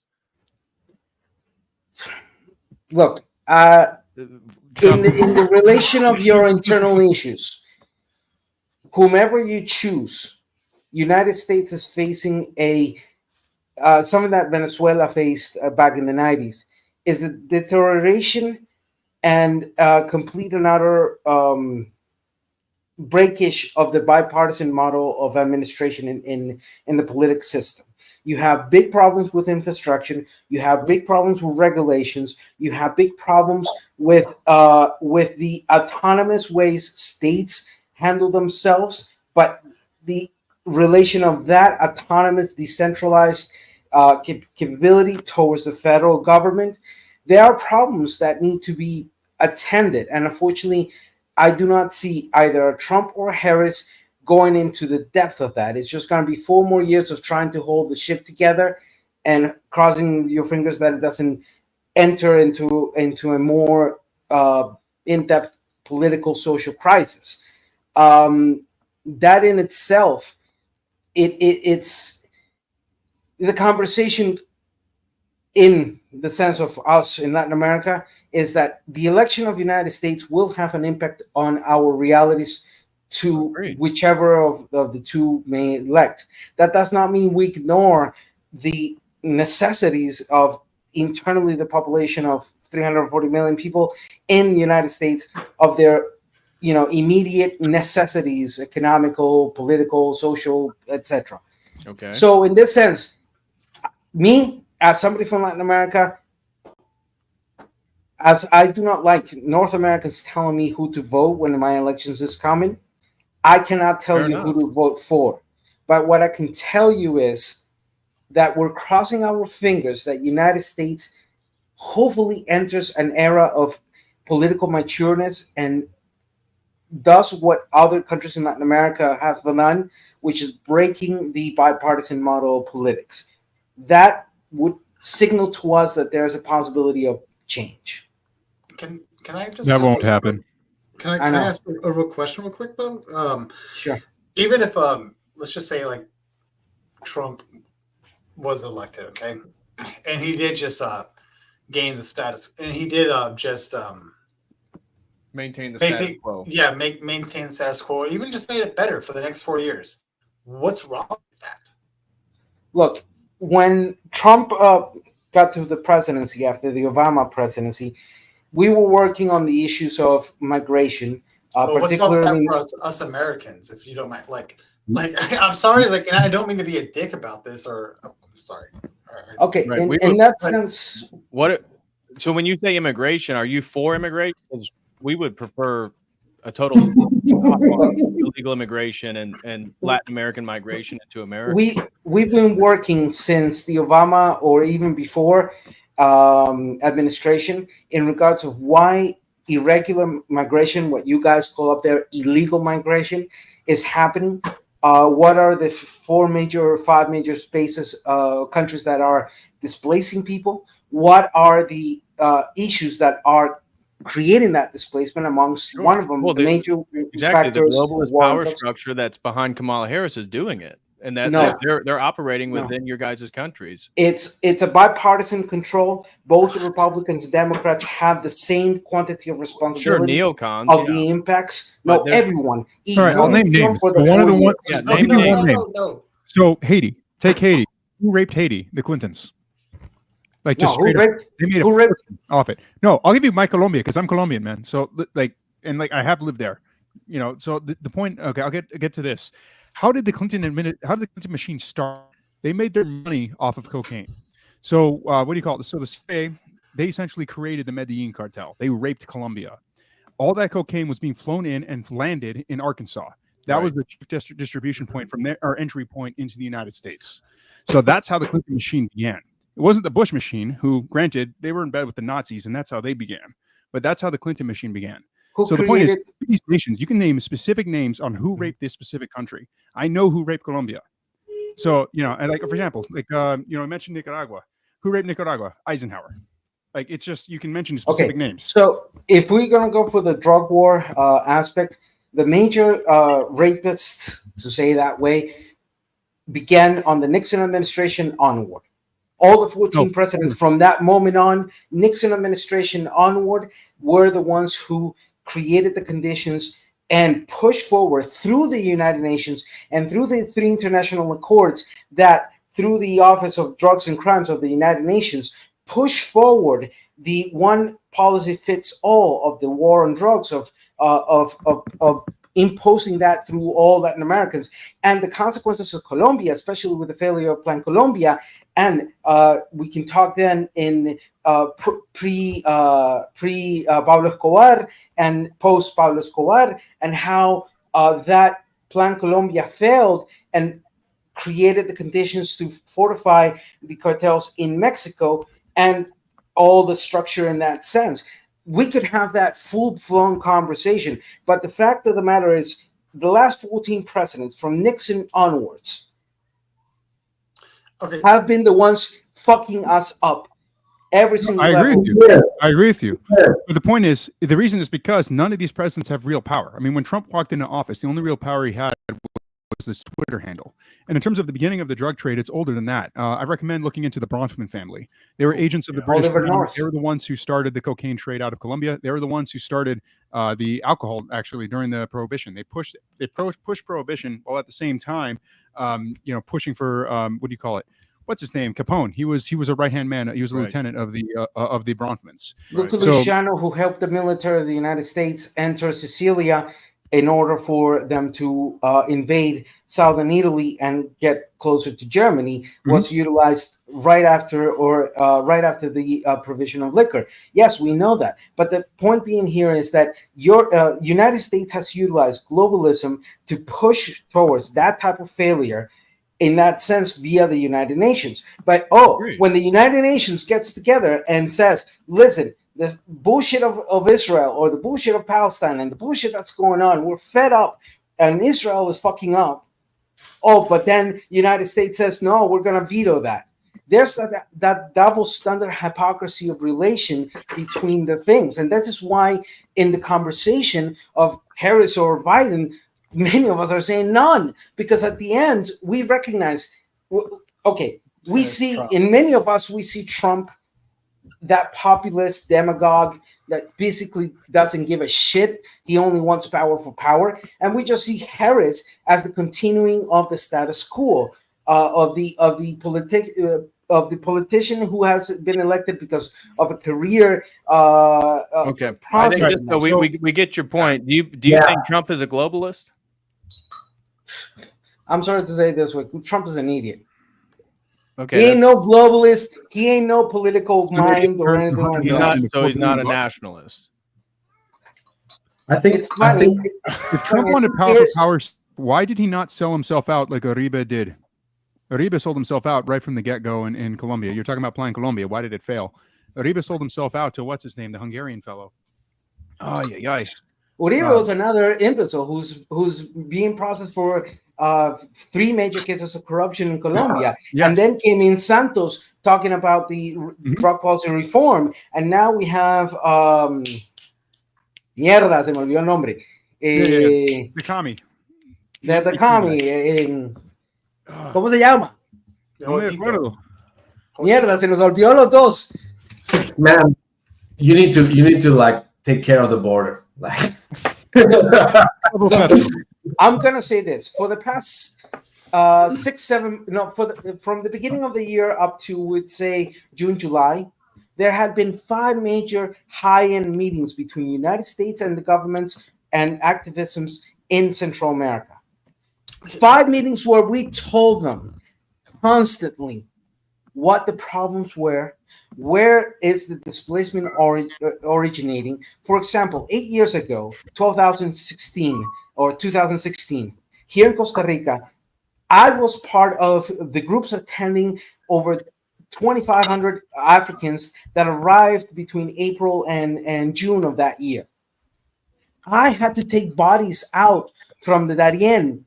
I had to take out a 7-year-old kid, dead, drowned. I had to be in Rio Grande. How does Trump promote this, though? Exactly. You're talking about a problem it's not just a question of he's Trump clearly in or opposition to. it's all of them. All the 14 last presidents have promoted this and have aggravated the conditions. Trump why these promotes things happen. illegal immigration. He promotes people from Africa coming through Costa Rica and the southern border. Trump didn't do anything in regards of when Latin America has been telling since. So what do you want him to do? Give you guys money? Look, this is the plan we're asking for. One, end the war on drugs. Hold on. Okay, all right. So would it be better to end the war on drugs if we just set up machine gun towers? What?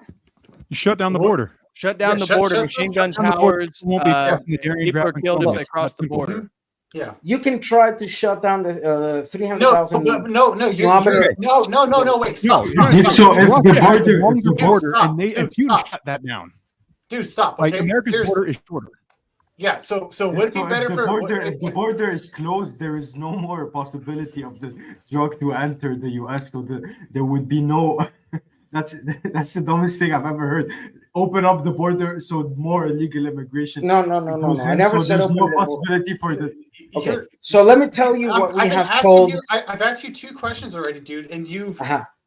Let me answer on this. What we have proposed. Answer my question. Answer my question. No, don't say what you question. What was your question? Because the first one was what we should do. Would it be better, to stop the drug, cartel, if we just set up machine gun towers?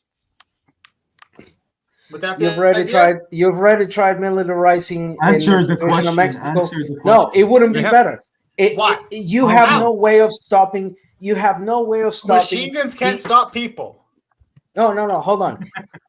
Machine guns, no matter how many you put there, drugs will still go into your country because you will have still corruption in the border, and you will still have the cartels in the United States making business with the cartels of Mexico, Agreed. Colombia, So would we want a president that's going to go to war against the cartels and send out illegals? Work with them and get kickbacks, like the Sackler family. Okay, so let's assume that he goes to war with the cartels. Dude. You just want your agenda. I did. Across.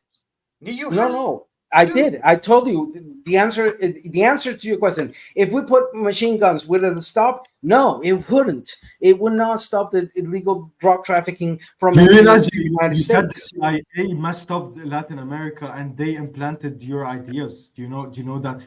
I'm already working on that. In fact, one of the major they implanted your ideas. That's why. Look, the board. Let me tell you what we've told the United States since Obama.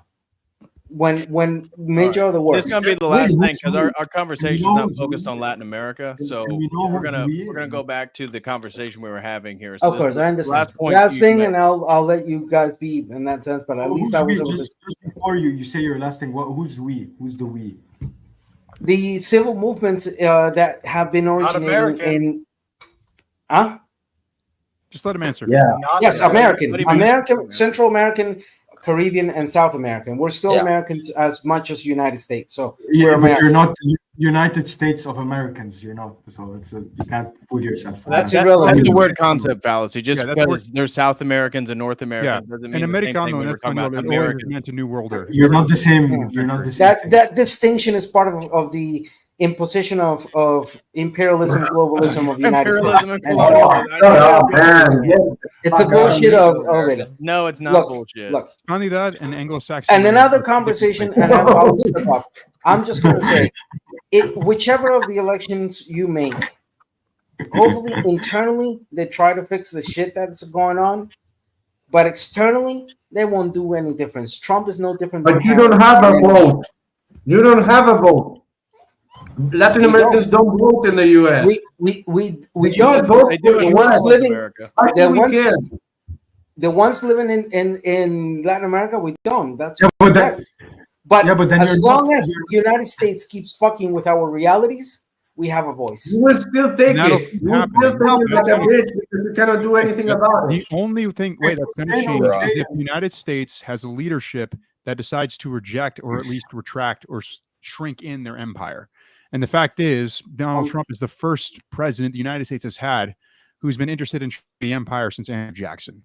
Agreed. Like, there's not had, like, every single other one was always expanding it. Like, every single one from 1898 onwards, was screwing around in Latin America, and yes, causing the problems that did generate a lot of this illegal migration. I mean, shoot, the only reason I'm in the States is because the United States kicked off the Civil War in Colombia. If that hadn't happened, I would be there. I wouldn't be here. So, and my parents would have been there instead of here. My entire family would probably be still there instead of here. But That's just the anyhow, reality. I hope tomorrow the election, whatever brings, we'll be getting ready. There's a lot of us that we will not deal with Trump administration, and we will cut ties as much as we can with the United States in those matters. Trump doesn't need you. That sounds amazing, because then that solves the border wonderful. problem. That's what we want. No, It's literally if we cut the ties, it's gonna aggravate the conditions of No, we don't. No, you got to look migration into the history of the or- America First movement, the Know Nothing movement. Like, that's like that Heritage American movement. There doesn't want empire. They want to be free of the empire. They're tired of paying taxes. I don't trust They're on tired of their those. sons being sent in war for it. CIA think- implant talking. I don't about think CIA there's a soul in the United States that does not feel patriotic for their empire. I'm sorry, it's my experience with the treatment of the United States.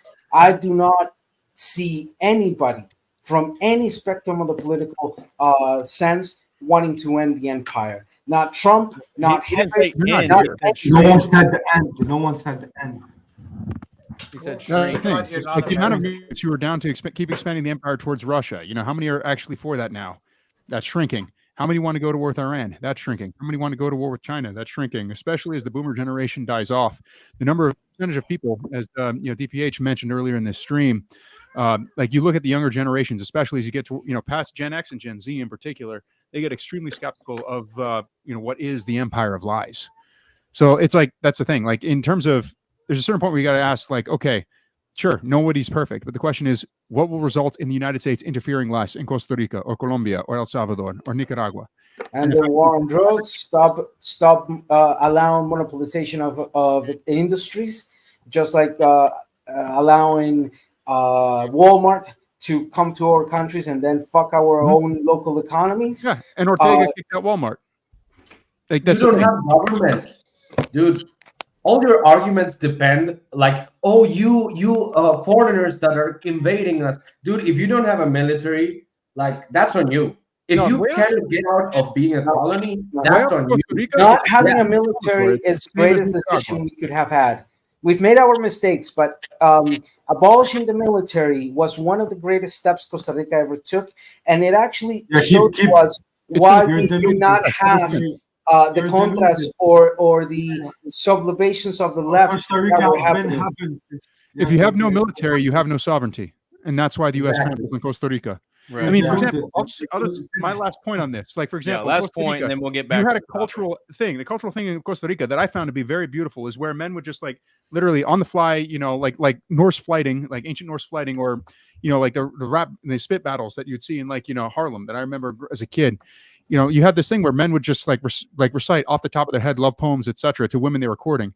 And the Costa Rican government cracked down on that, and has been cracking down on that to make the Costa Rica more friendly to American investors and American expats, because American women didn't like the whole, being approached by a Costa Rican man who would just go out, just off the top of his head, recite to her, a romantic poem that they just, that was just part of their culture. So that's an example of Costa Rican culture that's being suppressed, so that to make Costa Rica more friendly for American expats, American investment, and to be trampled on by America. That never happened, my friend.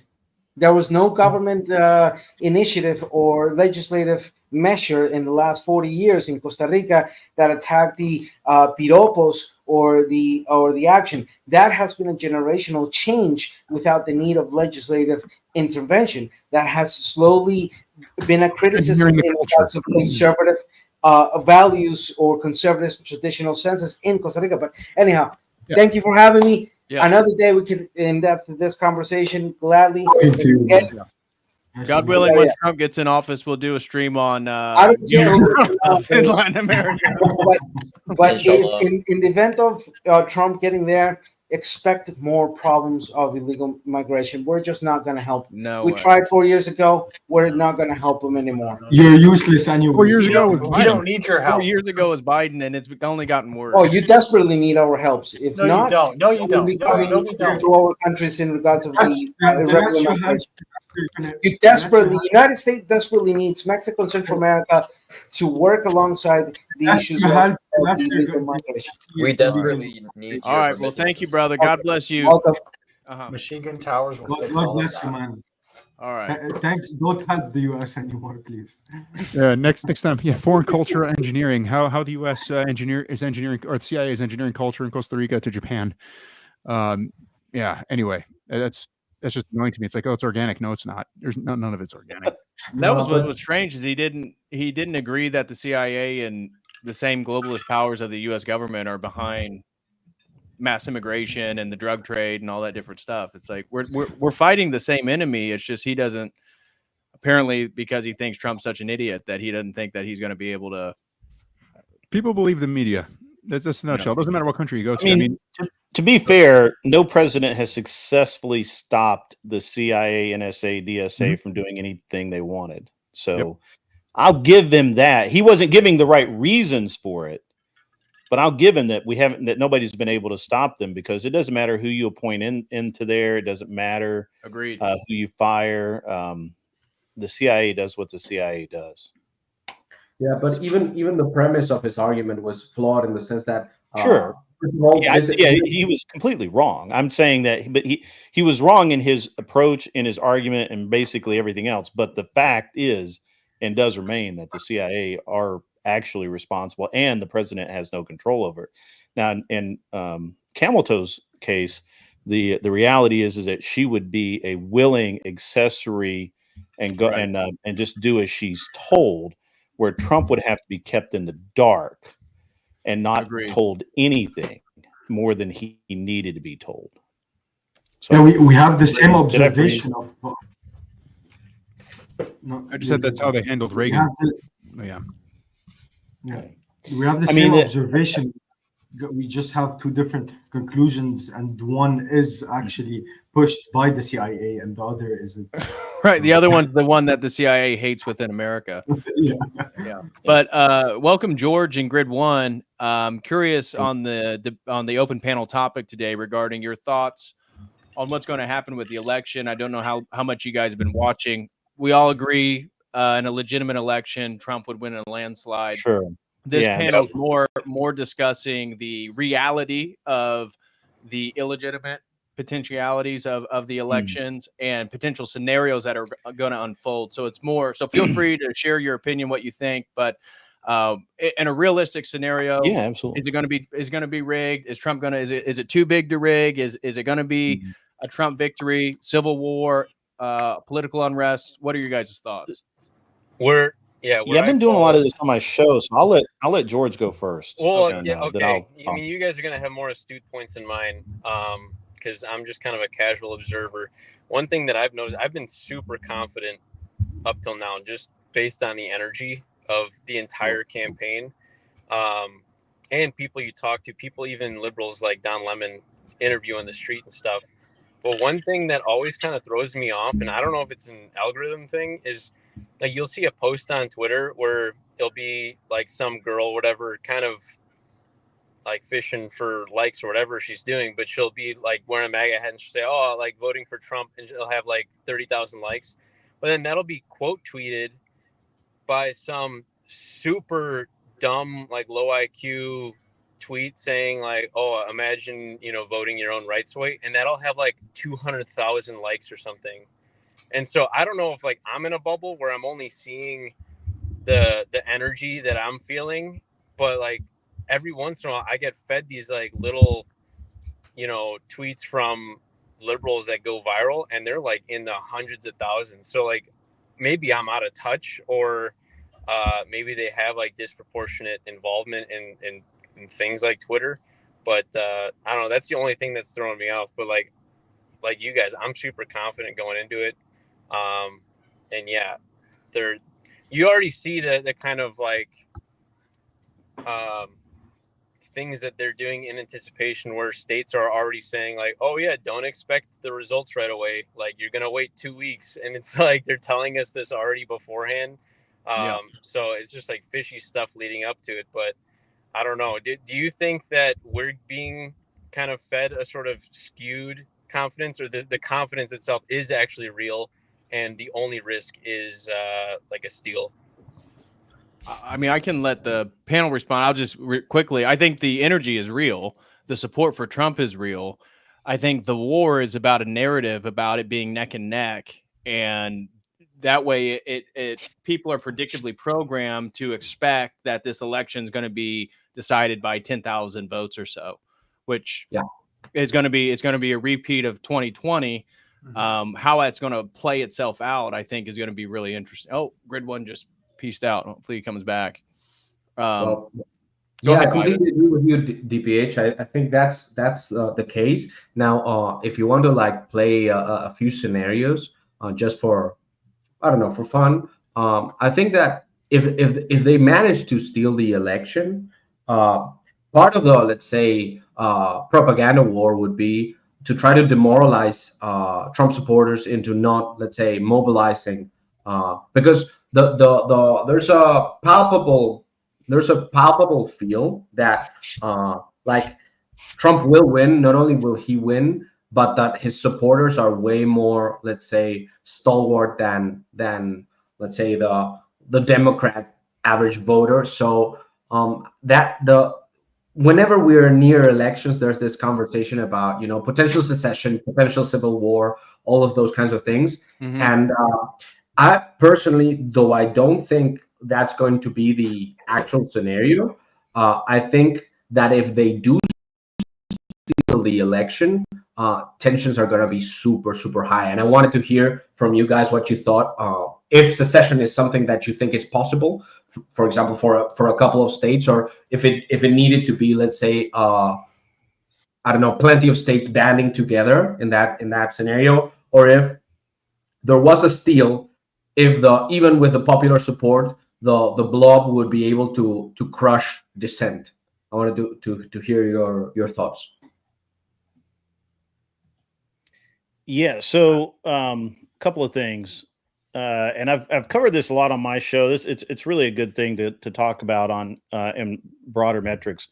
So one of the things in the midterm elections, especially in the lower level elections like the mayoral and gubernatorial races, the Democrats were trying to cheat. They were caught in, I believe, Vermont, Virginia, and Georgia. In mayoral and gubernatorial races, there was ballots, fake ballots being turned up. You had one of the machines was in the case of, I believe, the Atlanta mayoral race. It was a district, not Atlanta itself, but there was a case where the machine had been tampered with, and that was caught right out of the gate. And what I felt like those were at the time is those were dry runs to see, without the benefit of COVID and everyone being locked up and locked down and everyone really distracted by this national emergency, if they could still get away with the same kind of gamemanship that they did back in 2020. And what I believe they found is no. They can't do it. They can't pull off the steal. Now, they are obviously, I believe that they're currently running psyops to make you believe that they can steal it so that you will think your vote won't matter and you won't go and vote. I've heard that a lot. It's not going to matter. They're going to steal it anyway. Why do I want to take an hour out of my day to go vote? Yeah, all this kind of stuff, right? So, Right. And I believe that that's the program they're running now. I just can't see how, with the sheer number and enthusiasm of volunteers and the people who are watching polling centers 24/7 for signs of people arriving with ballots, trunkloads of ballots. People are following ballots when they're picked up to be taken to counting centers. And I just don't believe that there's any way that they could engineer a massive steal like they did last time. Now, will there be corruption? Absolutely. We're dealing with Democrats. It's in their nature. There's no other side of it. There's just nothing else that happens. But you just can't. You can't give up. You can't go into it with a mentality that they're just going to steal it anyway, because I don't believe in this case that they really can. Right. So you think that Trump will win the election tomorrow? I think he'll win the election, but will they certify it? That's the question. Right. Yeah. Jamie Raskin, I mentioned that opening. He already said they wouldn't certify it. And that was part of my dystopian. I was going to bring that up. That was going to be my last one on the what are your guys' dystopian scenarios? But if they were, because I've talked with a few people that were former intelligence and very now Orthodox Christians, conservative people, and they don't push it past the bounds of reason that they would refuse to certify the vote for the purpose of causing violent response by the MAGA supporters and maintaining their power structure. So I think that's a really good thought process. I don't know that it's real. I don't think it's reality, but I think it's a really good psyop to do that, because even at Jan 6, MAGA guys were not violent. Agreed. They weren't even armed. And so what I believe we would see is we would see operations carried out by government personnel intended to invoke the appearance that it is MAGA people revolting. Agreed. I would say a lot of false flag operations are going to be right. They're going to take place. I think that's where we're going to be at. I think that, see, the thing is I think that's going to be low scale. I think the Democrats are actually going to play this one smart. I think they're going to go after him in court and try and tangle him. They have the sentencing hearing in New York on the 15th, I think. Right. And I think what they're going to try and do is they're going to try and lock him up so that he cannot be sworn in. I could see that. I believe that. I think that they're really trying to play this one smart, because, or at least that's a card in their hand, right? If they lock him up, which they shouldn't be able to do, right? I don't even know why they're even having the sentencing, but let's just say that they get the wrong call and they go in there and they sentence him to, 60 days in jail. Well, that means he can't be sworn in. Can I say something? Yeah, go ahead, man. I'm sorry. Yeah. So if Trump gets sent to jail, wouldn't that mean Vance has to serve in his place? Yeah, but I don't think they're that scared of Vance. I think they feel like they can control Vance. Don't you think that might be the intention? To get another sort of Bush in there? Yeah, I think that's the exact intention. I think the intention is to make sure that Trump can't be sworn in. Vance goes in, he's politics as usual, or they think he can be. And we start the cycle over again. I think that's where my train of thought leads to them false.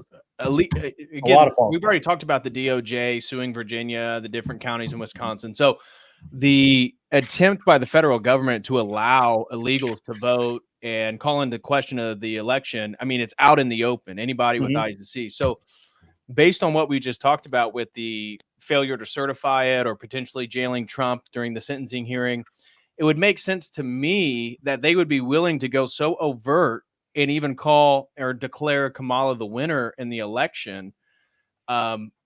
Because what's the difference? I mean, if they're not going to certify it, if they're going to arrest him, the response by the people who voted for him would be, you know, I don't think they have enough state level power. I don't think that they can. Well, you have Shapiro though in Pennsylvania, and their Congress and Senate never certified their election, or not certified it, but secured, I should say, the election after 2020. And then you have Kemp in Georgia, and I don't trust that guy at all. And then you have the Democrat that's currently the governor in Arizona. Those are great points. The problem is that because Shapiro did that, Pennsylvania fixed that a year and a half ago. Their Supreme or Superior or whatever court said you can't do that anymore. It was in fact unconstitutional the way that they did it. Yeah, it was unconstitutional. It cannot be done. They fixed that. That's why that's literally why Kamala has not left Pennsylvania, because they can't lie, cheat, and steal Pennsylvania right now. That's why she's been there 24/7. But with obviously Michigan didn't do much. From my understanding, Wisconsin didn't secure theirs either. I don't know about Wisconsin, and then I didn't pay that much attention. I think the one that throws me for a loop is Arizona, because the voter fraud from 2020 was proven in court multiple times, heard by judges. Right, and they haven't done anything. Well, they did though. They've restructured some of their voting. Now they didn't do what we wanted. We didn't get so the thing is that a lot of the conservative press have said, well, we haven't gotten anything. But the reality is we've gained a fair amount. We just didn't get what we wanted. You know, we wanted voter ID. We wanted all of these things. And the reality is we got a third of what we really wanted. But that's enough. Especially, again, all of those things only really help if you can steal the election, because there's all of these other systems put in place to keep you even. You know what I'm saying? And so Atlanta, I honestly think we're going to take Georgia. I think we're going to take Georgia. Atlanta is one of the places where they within 10 hours they found the incorrect programming in the Dominion machine and corrected it within 10 hours. But they're still using Dominion machines. Yeah, and I don't understand that one, because they really tried hard to get them kicked out, and they were basically forced to keep them. Right. So yeah, they can change that for the next election cycle. I think they just started that process too late for whatever their constitutional requires. I don't know. I don't live in Georgia, so I don't know. I think almost all the effort is going to be put into compromising the states, because like you were saying, you have basically 2 points at which you can try and rig this thing. You have it before the election results, where Kamala has somehow made the winner through all these sort of more nefarious but also subdued ways, where if that ends up being the result, then you have to be people like, I don't know, maybe we all are, where you start following the cases in each of the states. It gets all very convoluted very fast, and they know that the American people, just in a general sense, they tend to appeal to authority very quickly. Oh, like, no, the election has been decided. You're a crazy one for going into the weeds as to what all these cases are in the different states and all that stuff. But where if he actually was deemed the winner of the election, and then they were overt, like saying, okay, you know what, we're just going to jail the guy, that's like worst case scenario for them, because I think they would want to avoid that at all costs, because even the normie people who, just tend to go along to get along, they'll get the jabs and the masks and all that stuff.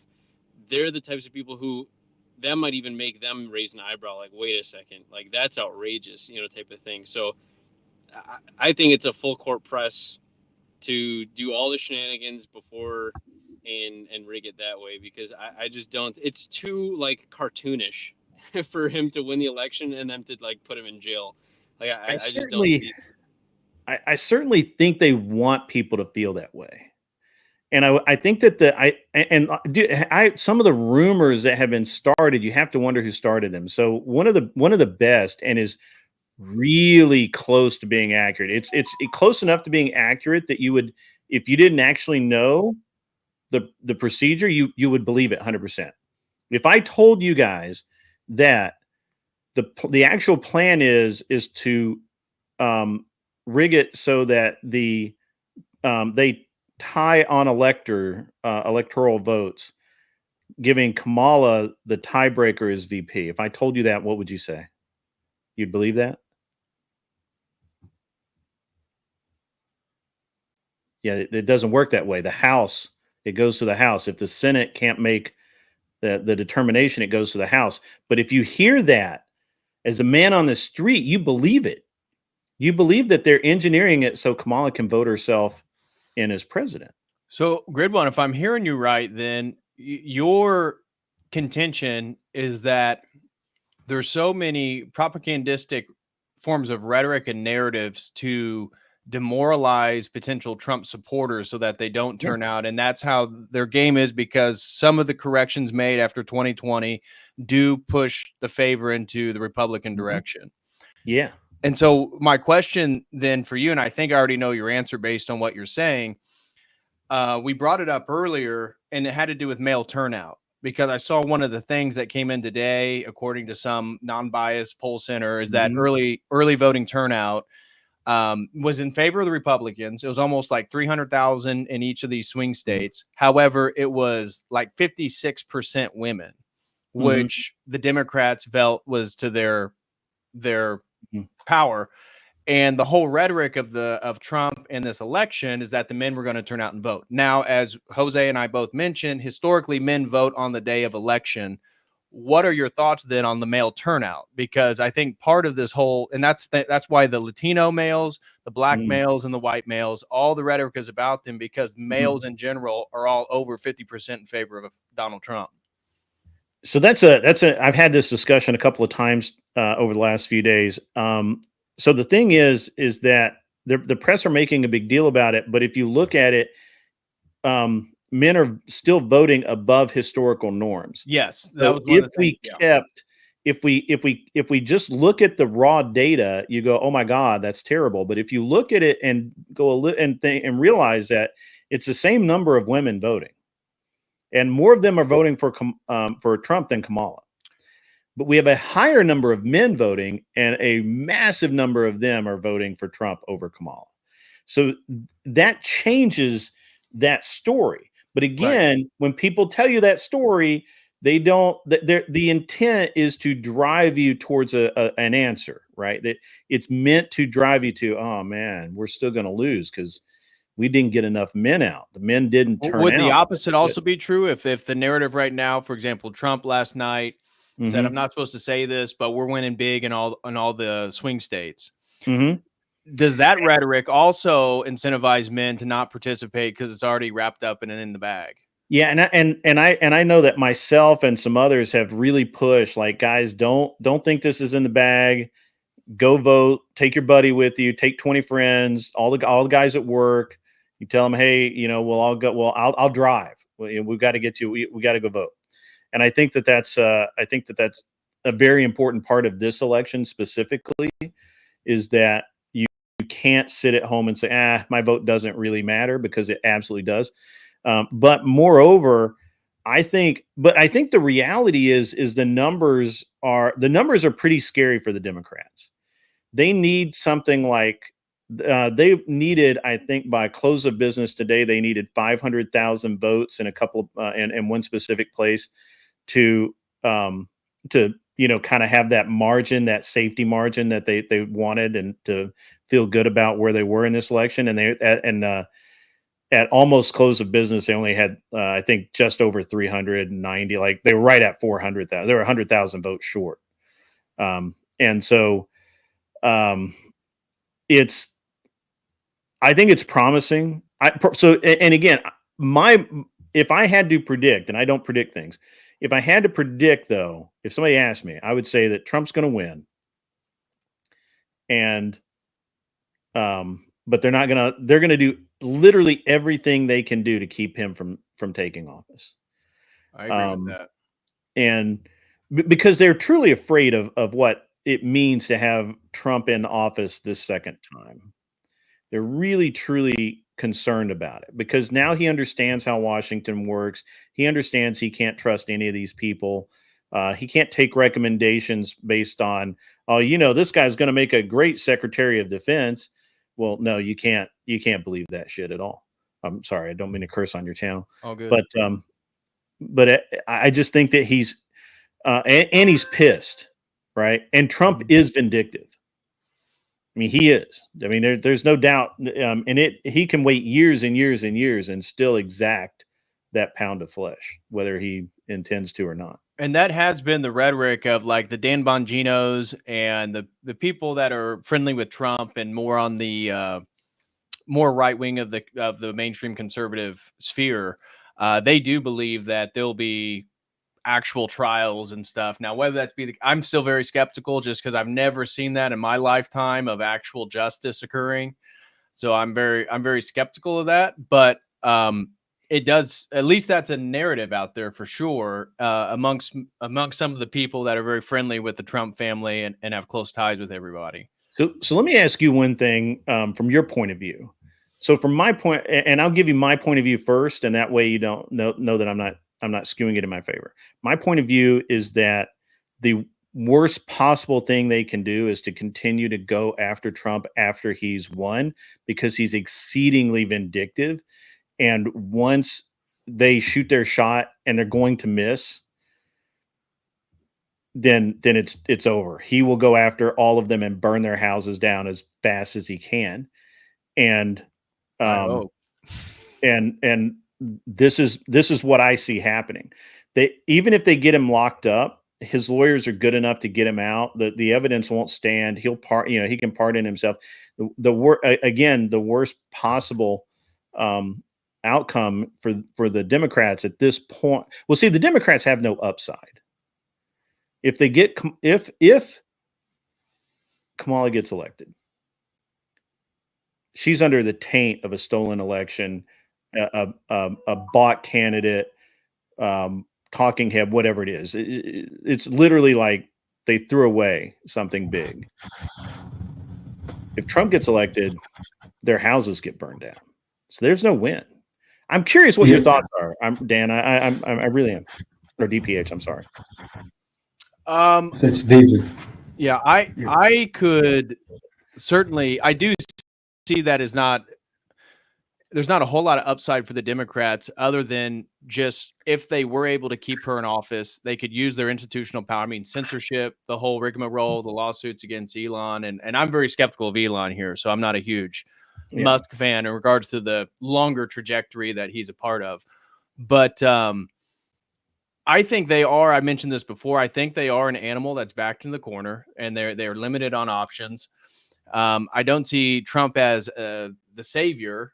He's a 90s Democrat, but his policies of nationalism, industry, oil, natural gas, all that stuff is beneficial for me in starting a family as an Orthodox Christian. And even though he's personally soft on abortion, the people surrounding him, allowing the repeal of Roe v. Wade, I see all this stuff is like the left. I think they're going to go for broke. This is like their last hoorah to sort of maintain the power structure unless they get Trump caught into a global war. And that would be the way in which so whether, and this is what also another scenario is that something major would happen before the certifications, let's say January 6th, where the U.S. is now fully involved in a war on behalf of Israel against Iran, Russia, and China. And that the Democrats could already pull that lever before he's already brought into office, and that the collapse of the dollar, global war, this will all be on his record. And that's a way to kind of hold hostage the whole thing. So I think, go ahead. I think sort of semi-endorsement of Putin to Trump is actually something that really helps him, considering if the left or the entities that are behind the left would try to push him into a war. I think it would end badly for the left more, because Russia wouldn't be such a big proponent for the US, for example. It would be more China or Iran. So I think if Trump gets elected, all right, let's just say Trump gets elected. Okay. Even before he's inaugurated, he'll be on the phone to Putin saying, "Hey, stop this stuff." He claims he's already spoke with Putin and Zelensky. And he's like, "Look, he'll call Putin. He'll say, look, I'm going to put the criminal in. We're going to deal with the criminals. You just need to calm down." And then he'll go after Zelensky, and he'll put Zelensky in front of the world court for executing a coup or coming to power in a coup, starting a war. And you're very optimistic. Yeah, I don't see that. I think he would let both sides off and create some type of peace deal. I assume Russia would get eastern half of Ukraine. Zelensky would maintain the western half, and then he would step down, and they would put in some proxy person. They would say the war's over. I'm just going to say that Zelensky already bought a house in Miami. So go ahead. I'm sorry. I'm just going to point out that Zelensky's already bought a house in Miami. Right, I heard that, and like, in his white, and another one in Egypt or somewhere around there. Yeah, places where he might be protected. Go ahead, Roscoe. Yeah, so you said that this guy down here, he said that a second Trump administration would be more dangerous for the establishment. And they're going to fear that more, and so they're going to try their best to keep him out of office, even if his administration is elected. What gives you the impression that his second term is going to be more ambitious or dangerous, given his staffing records, like how his hiring is going to go? What gives you the impression that his hiring is going to be any different in Washington? I think it might even be worse. That's a great question. I like that question a lot, because it pays attention to what kind of happened in the first Trump administration. And Trump appointed people that he was recommended, or in some cases told, hey, you got to hire this. You got to put this guy in his position. If you don't, it's going to be bad. Got to do it. And he did it. And every time he did it, it bit him right square where it shouldn't. And he's learned that hard lesson. I firmly believe that he says that he's learned that lesson. He says that he's admitted that he made mistakes, which is the tough thing for him to do. And I think that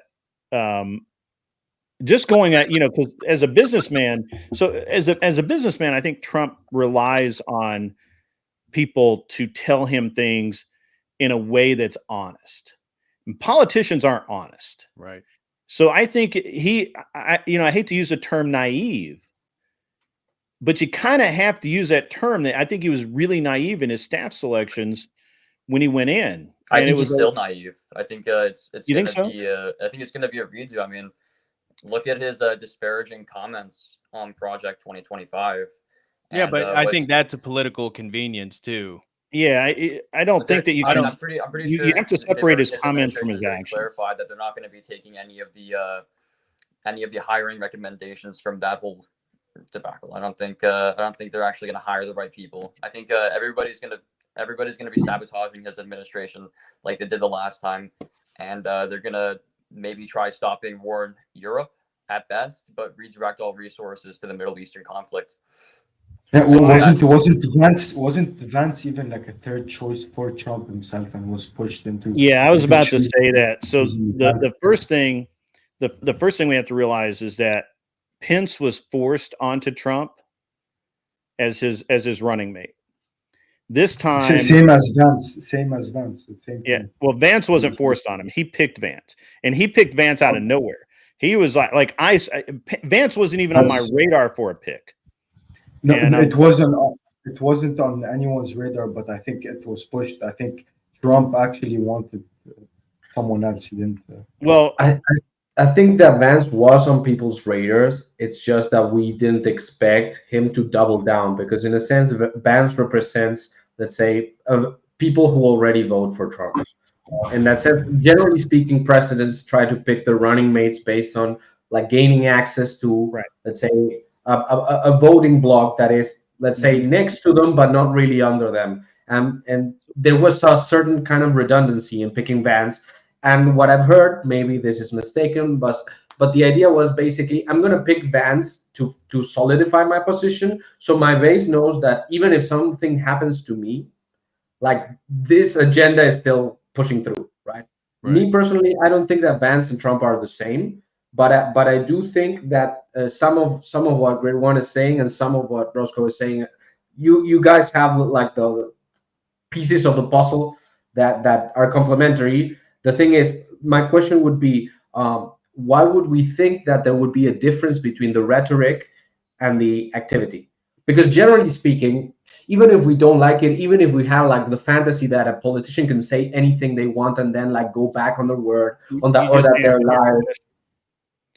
You just answered your own question. Right. And I'm not a politician. I want to jump in here because I want to kind of add to the conversation between Gridrun and Roscoe is obviously concede everything Roscoe said about the first administration, terrible hires, all that different stuff.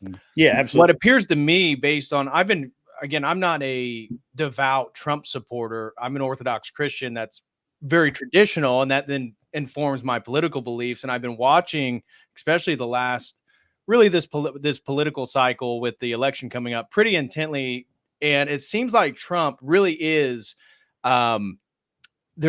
he exists in a, there's a space between him and the public world. Like he is hard to reach, and he does need like people to like to directly speak to him about something for him to have contact with. And I think that's where the vaccine stuff, he stopped talking about that because his supporters don't like it. I agree with Ivan about Vance, whether he is or not. Again, and people are talking about the Thiel stuff. We've already discussed all the Peter Thiel connection, Silicon Valley, all that. That was at the beginning of the stream. So we're aware. But at least mimetically, I agree with Ivan's point that Vance mimetically, he's the closest to the generation that Jose and I were talking about of all these conservative people under the age of 45. The way they talk, the way they think about politics, he's certainly the closest of any politician in office right now. So I think that appeals, and it is a sort of doubling down. I would, in regards to his this sort of insulated world that Trump lives in, that's very highly insulated. To Roscoe's point, based on, because I've been watching his interviews and stuff like that. If you watch the Joe Rogan and whatever you think, it was more like a political rally. It was much of the same stuff he always says. But in regards to the hiring, it seems like he is, at least he gives rhetoric to. Whether he will or not, we will see if he even wins. But it does seem like he has learned his lesson. And I would say with like RFK talking about fluoride in the water, him talking about repealing income tax and using tariffs, moving back to like a pre-Fed Reserve America, that I can't see him. And also with the vengeance thing of everything that they've tried to do with him, I think he will hire people and put them in positions that are going to be much more effective, whether it be Elon Musk. Now there's Ron Paul talking in the last couple of days, but that is yet to be proven. And what we have seen is, as Roscoe said, in the first administration, it was all the worst hires. And he listened to the worst people, including Fauci during 2020, which was the last year of his presidential campaign. I'm sorry, not the campaign. I agree with all of that. And the interesting thing I found about Vance, so Vance was like my third or fourth down the list. Like he wasn't even really in consideration for VP pick. But when he was picked, I was like, this is just Trump younger with less money. Like kind of the ideals are the same, kind of the outlook are really close. And so to Ivan's point, he didn't pick someone who was kind of the polar opposite in viewpoints to appeal to more people. If you like Vance, you're going to like Trump. And if you don't like Vance, you're probably not going to like Trump, which is, to Ivan's point, kind of a risky thing for a politician to do. And I thought it was really ballsy of Trump to do, because to be honest with you, I thought that the ideal Trump ticket was Trump and RFK. And back at the beginning, in 10 months ago, 11 months ago, RFK and Trump met several times, and nobody knew what they were talking about. And I was like, Trump's got to be talking to RFK about being his running mate, because RFK pulls from that leftist side, and he's almost centrist enough that most, mid-range people, lukewarm Republicans, they can, they're like, okay, I like RFK. I may not like Trump a lot, but I like RFK. And so I thought that'd be a really good ticket. And he was like my number one pick until he went out on his own. And then when he folded back in, I was like, okay, that was the plan all along. I really do believe that Trump and RFK almost a year ago set that whole thing up. I don't know. I don't give Trump a lot of credit for being able to deal with politicians, because when in his world, when people say they're going to do something, they do something or they're fired. In the political world, if they don't do something, it doesn't matter. You can't fire them. It doesn't really matter. And so, and you see this time and again where he would say, oh yeah, we're going to do this. And then whoever he appointed to do it never got it done. Right. So, absolutely. To Roscoe's point. I'm hoping that this time around he can play the game a little better, but this is what you get when you put a non-politician in a place where there is nothing but politicians. That's the one thing you have to remember. There's nobody that he's going to put in any position that's not a politician, unless he brings in like Elon, right? Well, according to them, that's what they're going to do. And sure. I was excited with the Elon Ron Paul discussion that was happening on X. But I think Roscoe wanted to rebut and add to the. Go ahead, brother. Yeah, I think the hiring is going to be the exact same. And the Republican voting base is essentially going to suck back the same slop that they've been giving them since forever. They're never going to fix anything, in my opinion. It's just going to be another co-opted movement instead of something truly alternative. And all the Republicans are too scared to withhold their votes, which is why they're taken advantage of, and which is why nothing ever gets done. They're not going to hire anybody different. And there's no precedence or evidence suggesting that there will be different voting, or sorry, not voting, hiring. I just don't think the case is there. I think it's going to be the exact same. Yeah, I would add to that I agree, but like the person below, say Moses the Black, was saying, that St. Paisios said, we have to vote for the lesser of two evils, right? Yeah, the discussion in chat is not very based on the saints. I think the people are saying saints are telling not to vote. It's exactly the opposite. I mean, Adder Ephraim of Arizona was asked, should I vote for Obama or I forgot the guy's name, and he said vote. Yeah, he said vote for John McCain. So, I mean, voting is not non-orthodox. Right. Yeah. Well, we've had priests come on, and that is the consensus, or at least the frontima of the church, is to be politically engaged, but to obviously vote based on whatever's closest to our Orthodox teachings, and to never ever view politics as a savior or end all be all. I think that's part of I would say that's part of the American psyche, is that. And no shots fired, or maybe a little bit partially, but because Protestantism is very intellectual, I think American politics and the political engagement kind of fulfills a very material communal involvement in the American psyche, that and then the secularism that we have to like vote based on all these ideas, but really have to kind of shield the religious rhetoric of how we engage in the system.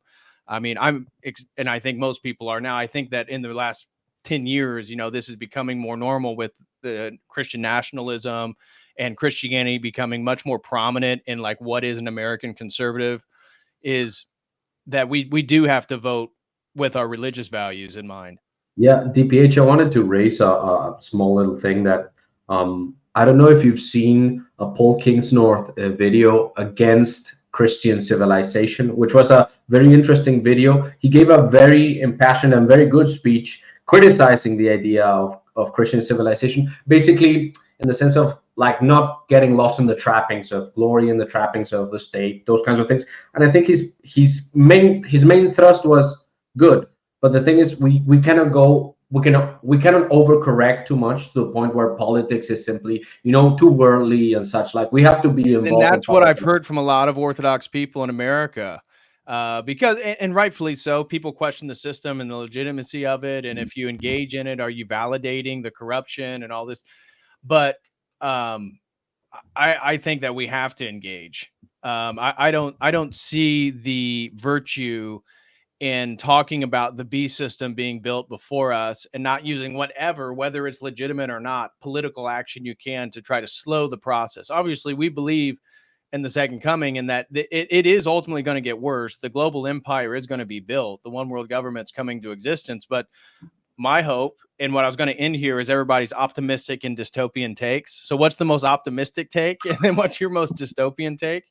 I was curious what everybody's thoughts were on that. So we'll that'll be the final mark when we conclude. But I think, involving ourselves in our political structure so that we can move it in the direction of our values. That is the only virtuous action one can do if you're a follower of Christ. No matter Elon Musk, we've talked about Neuralink, the transhumanist agenda is his entire business portfolio. He's putting that into play. So it's not like we're not moving there, whether we vote red or we vote blue.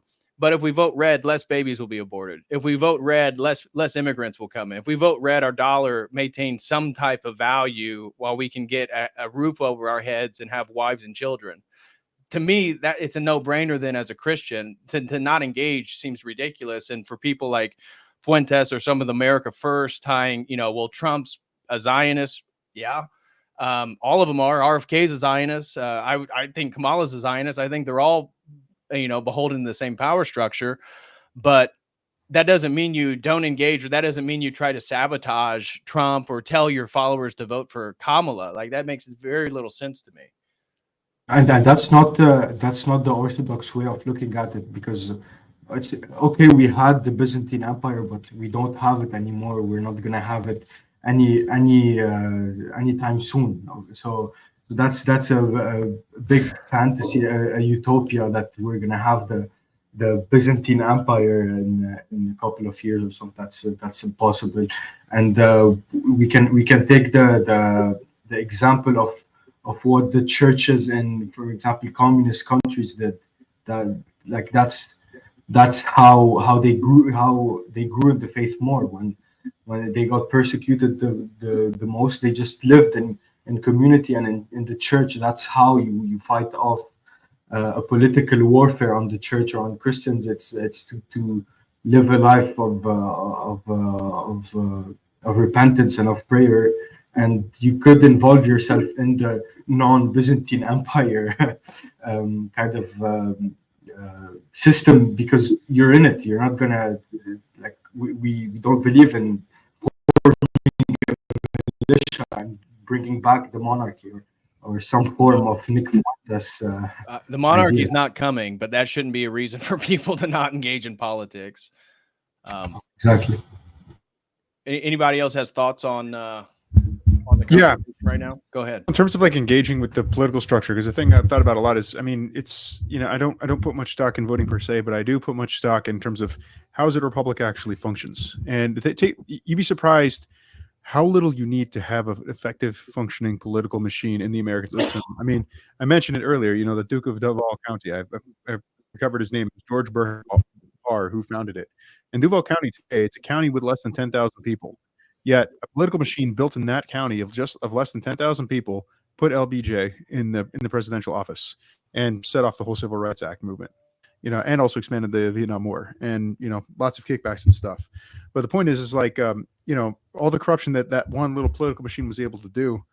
The fact is, in the future, especially since Orthodoxy is growing at the speed it is, you are going to have. It'll be more difficult within a city, but there is going to be a point where in certain, especially rural counties that become more Orthodox, the feasibility of building an Orthodox political machine actually becomes a reality. And that's when I expect actual change can actually be done. Because the thing to take into account is like that's just, you know, republics are machine politics all the way down. That's just how they function, how they are. And it's amazing how little is needed to actually move the needle. It's a phenomenon that's known as like the, what do you call it? The you know, people, I know like people talk about like, you know, the American Revolution, 3% of the population. Right. Yeah. But it's not even that. Rule. It's like, why is it all the food in your grocery store is kosher? It's because you have this small, tiny little minority that with all their effort in making sure that that stuff is all kosher.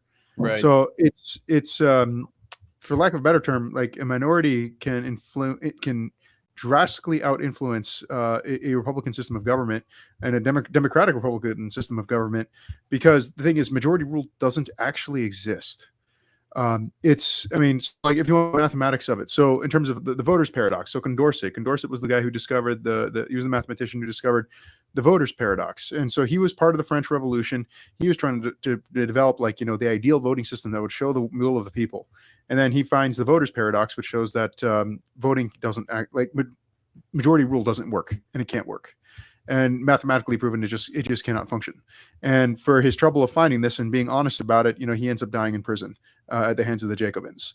That got expanded by a guy named Arrow, and that's where you get Arrow's impossibility theorem, which generalizes Condorcet's voters paradox or voting paradox to collective, what do you call it? Collective decision making as a whole, where essentially collective decision making cannot function. It simply cannot work. So it's not just voting; it's just collective decision making as a whole. You know, and you know, the fact is, to have decision making that functions, you need a hierarchy, and the only form of hierarchy you'll find within an oligarchic system is a machine political system. Now, maybe there's an alternative to that. I have no idea. I mean, I'm always open to more reading and studying of, you know, how to, you know, infiltrate a republic. I mean, that's part of why I push hard, you know, guys like Machiavelli, etc. It's like, you know, learning where decisions are actually made and enforced and pushed out.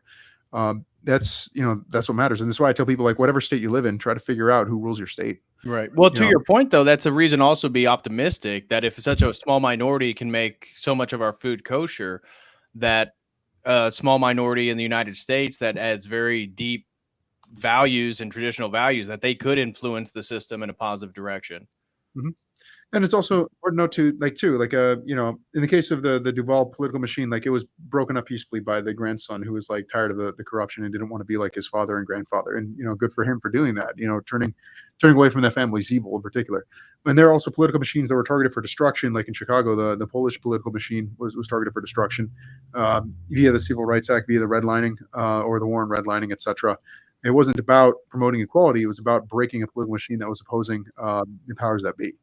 So it's just a thing to consider. And part of what makes a successful political machine is either A, very close family ties, or B, very strong religious conviction. In the case of the Poles, they had their own language, they had their own Polish, you know, Catholic faith and Polish practices. You know, as much as you have people from the Roman Catholics, or, you know, I'll say, you know, the more dumber Roman Catholic takes on Twitter or what have you, that like, you know, which church should I go to, the Serbian church or the Russian church or what have you? But like, okay, well, look at America. I mean, prior to Vatican II, you could choose the Polish Catholic Church, you could choose the Irish Catholic Church, you could choose the Latin American Catholic Church. That's how these societies functioned. You know, so it's, yeah, the you know, so that's why. So for me, it's like, okay, well, how do you get to a state where you can actually have a functional political machine at a county level? Well, you have to have an intact Orthodox community, intact, strong parishes. And so as I say, like, if you think voting works, then donating money to your local candidates in your local races, especially for positions that are feeders for the national level, that's where you'll have the most impact. Like, the money you donate there can boost you know, individuals tremendously. Like, even like you mentioned sheriff. It's like, I know, like, where I live, if I'd give $200 to each guy running for sheriff here, and where I live, you know, in the last sheriff race, like, one of them was Anglo-Texan, the other was Tejano, and both of them have been here for like, well, the Anglo-Texan's been here for like 6 generations, and the Tejano's been here for longer, and both of them are pro-Trump and both of them are Republicans. So, you know, but the point is, like, I give $200 to each one of them for the election, they both would know me on a first name basis.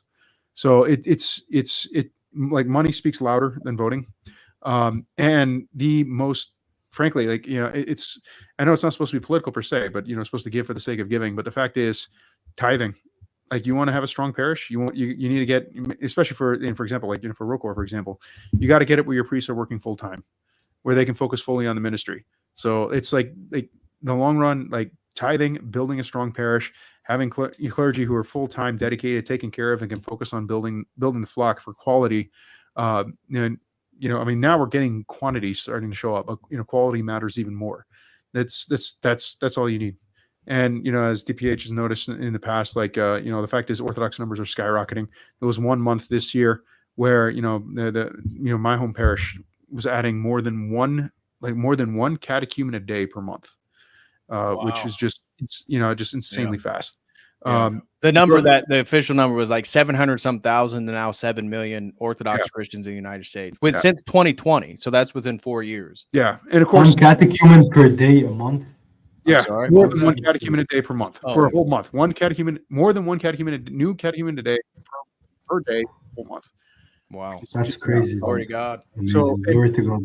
Yeah, and of course, decide for those numbers. They do rope in the Orientals with us. So just cut that number in half. But even cutting that number in half, that is an insane amount of growth, and that's approaching 1%, which is what the people who are pushing for kosher food everywhere. Yeah. Now, I want to get everybody's optimistic and dystopian takes. I'm curious what Grid One's ultimate dystopian take is. So I'm going to ask you guys, and we can all kind of wrap up. And if you have conversation, somebody says something you want to, feel free. We're not in a huge rush here. Just have a few super chats. Just want to mention some people before we get into it. Shout out Blue Skittle, throws in $10, no comment. Thank you, Blue Skittle. And Justin Henley throws in $5, says, wow, all politicians are dumb. Much bass, super original. I like and subscribe to COTEL and my OnlyFans. Thank you, Justin Henley. God bless you, brother. And then George Davidis throws in €10 and then 5 and says, hello from Greece. I believe this election will be the beginning of the end for a united USA. Potential that may be part of somebody's dystopian take here. We'll hear. And then our brother Frankie D says, it's all rigged, brothers. Doesn't matter who gets elected. The House always wins. We are just picking our poison here. May God be merciful to both. Okay. And Blue Skittle, been a member for 11 months, says, put John in charge of border security. That was when John said we should just put machine guns at the border. So I think you got some voters after that one, John. And then Snaggle Beast, thank you for your support for 8 months. He says, hey, DPH, off topic, but on my Orthodox journey, the subdeacon asked me to consider stepping in the role of cantor when he goes to seminary next year. Yeah, do it. You should involve yourself in the parish as much as you can. And I think that is all of them. So anybody who wants to go first, kind of what is the dystopian scenario? What would be the ultimate dystopian outcome after tomorrow? And what would be your more optimistic? And make it realistic, not that, nuclear fire. I mean, that's what is a realistic dystopian, obviously within the bounds of reason, and not much is off bounds right now. But what are your guys' thoughts? Somebody feel free to go. I was going to make the optimistic one not really realistic, but I'll make the dystopian one realistic. So maybe my dystopian take is that maybe they completely rig it. And they do it like in a landslide. It might happen, maybe. They put Kamala in, and then it becomes all the DEI stuff plus times 10. Maybe a war against Russia specifically, which is not really good for Orthodoxy. Same old psyops, which would happen in both cases, but maybe false flags would rise up a lot, especially in the Middle East, which I know a bit more. But I'll go for my optimistic take. Maybe so. Trump is elected. He converts to Orthodoxy and becomes an. Seems unlikely. I said my optimistic take is really unlikely. So, and he becomes an emperor. He said realistic. I said the optimistic won't be. So. and then when he finishes, he becomes a monk. So just for conversation, I'll say mine. I think optimistically, mine would be Trump gets elected. He's put into office, and for the temporary, the collapse of the dollar is coming, but hopefully he could stave that off a little bit further until I can, buy a house and have children. The economy improves. We become energy self-sufficient. That the industry within America improves, and illegal immigration is put to its lowest degree. I would say to his last term, at least whatever those official numbers are. Again, hard to believe anything coming out of the government, but next to nil. That seems to be possible if he stands on many of the things that he said. RFK getting fluoride out of the water, improving the food. If the government efficiency committee gets put into place and they, like Twitter, cut much of the bureaucracy, I would say that would be my ultimate. Obviously, ending the war in Ukraine and not getting involved in Israel and Iran, which seems to be kind of far-fetched at this point, but that would be my hope. That would be my optimism. My dystopian scenario would be somehow the election is obviously rigged. Kamala's declared the winner. Potentially Trump gets assassinated. MAGA false flag operations destroy part of the grid as domestic terrorism as regards to revenge of Kamala winning. This then allows the legitimization of the militarization against the American people or people supposed Trump supporters. And that some of these terrorist cells, these Islamic terror cells, that we would then go to war with Iran on behalf of Israel. And then all these radical Shiite groups, from according to the FBI, there's 30-some thousand potentially in the United States. They get activated and cause more domestic terror. So then we're in a global world war. The globalists control the infrastructure. There's attack on traditionally minded people. And there's literally roaming gangs, open southern border. That would be my dystopian scenario. I would say, I don't mean to just like write off everybody's back or your back, DPH, but yeah, I would really hope to see Donald Trump come in and actually start implementing things that he's been talking about, bring down immigration, start bringing jobs back, start doing a lot of things. Because the job selection is, a lot of people just go out there and get a job. It's hard, especially here in California. It's close to impossible. It's hard. It's very, very hard. I can get a job at McDonald's pretty easy, but I don't know. That would be my last resort. If you guys know what I mean. I would rather use my skills that I've used my whole life to actually put that into implement. But there's just no way. Construction companies are going down the drain. Warehouses going down the drain. Anything that I have a skill in, no one's going to hire you. And everyone's just doing it on their own now. The amount of handyman that are doing it, they're like, "Oh, I've been." Well, that's not doing anything. Well, that's to Jose's point with the gray market. Yeah. And I hope to see something come out of this, really, really good. At least and it was the other guy, that guy from whatever he was from South America, I can't remember. He was I forgot where I was going with that. Never mind. But my dystopian view would be we end up in a total degenerate place. It's going to be just another episode of a TV show. Sodom and Gomorrah. Yeah, it's going to be exactly that. Transformers. Yeah, it's going to be The Walking Dead. It's going to be The Walking Dead out here. It literally is. I don't know if any of you guys are too familiar with how California is. It's luckily I live in rural California, but it's messed up. Yeah. Yeah, go ahead, Roscoe. Yeah, my dystopian fantasy is actually fantasy. Yeah, it's not too much of a fantasy because I think it's actually what's going to happen. I think either way, whatever happens with either candidate, that doesn't really matter. I think the immigration is going to keep on pumping in. If it's with Trump, it might be slower. Maybe I'll grant you that.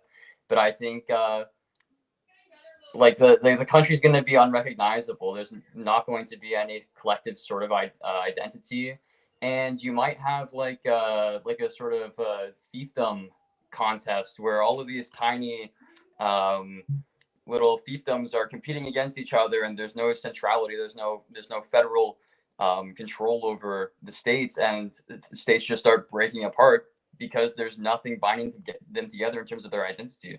So something like maybe Southern California, maybe they try gaining a local independence because they're largely Hispanic.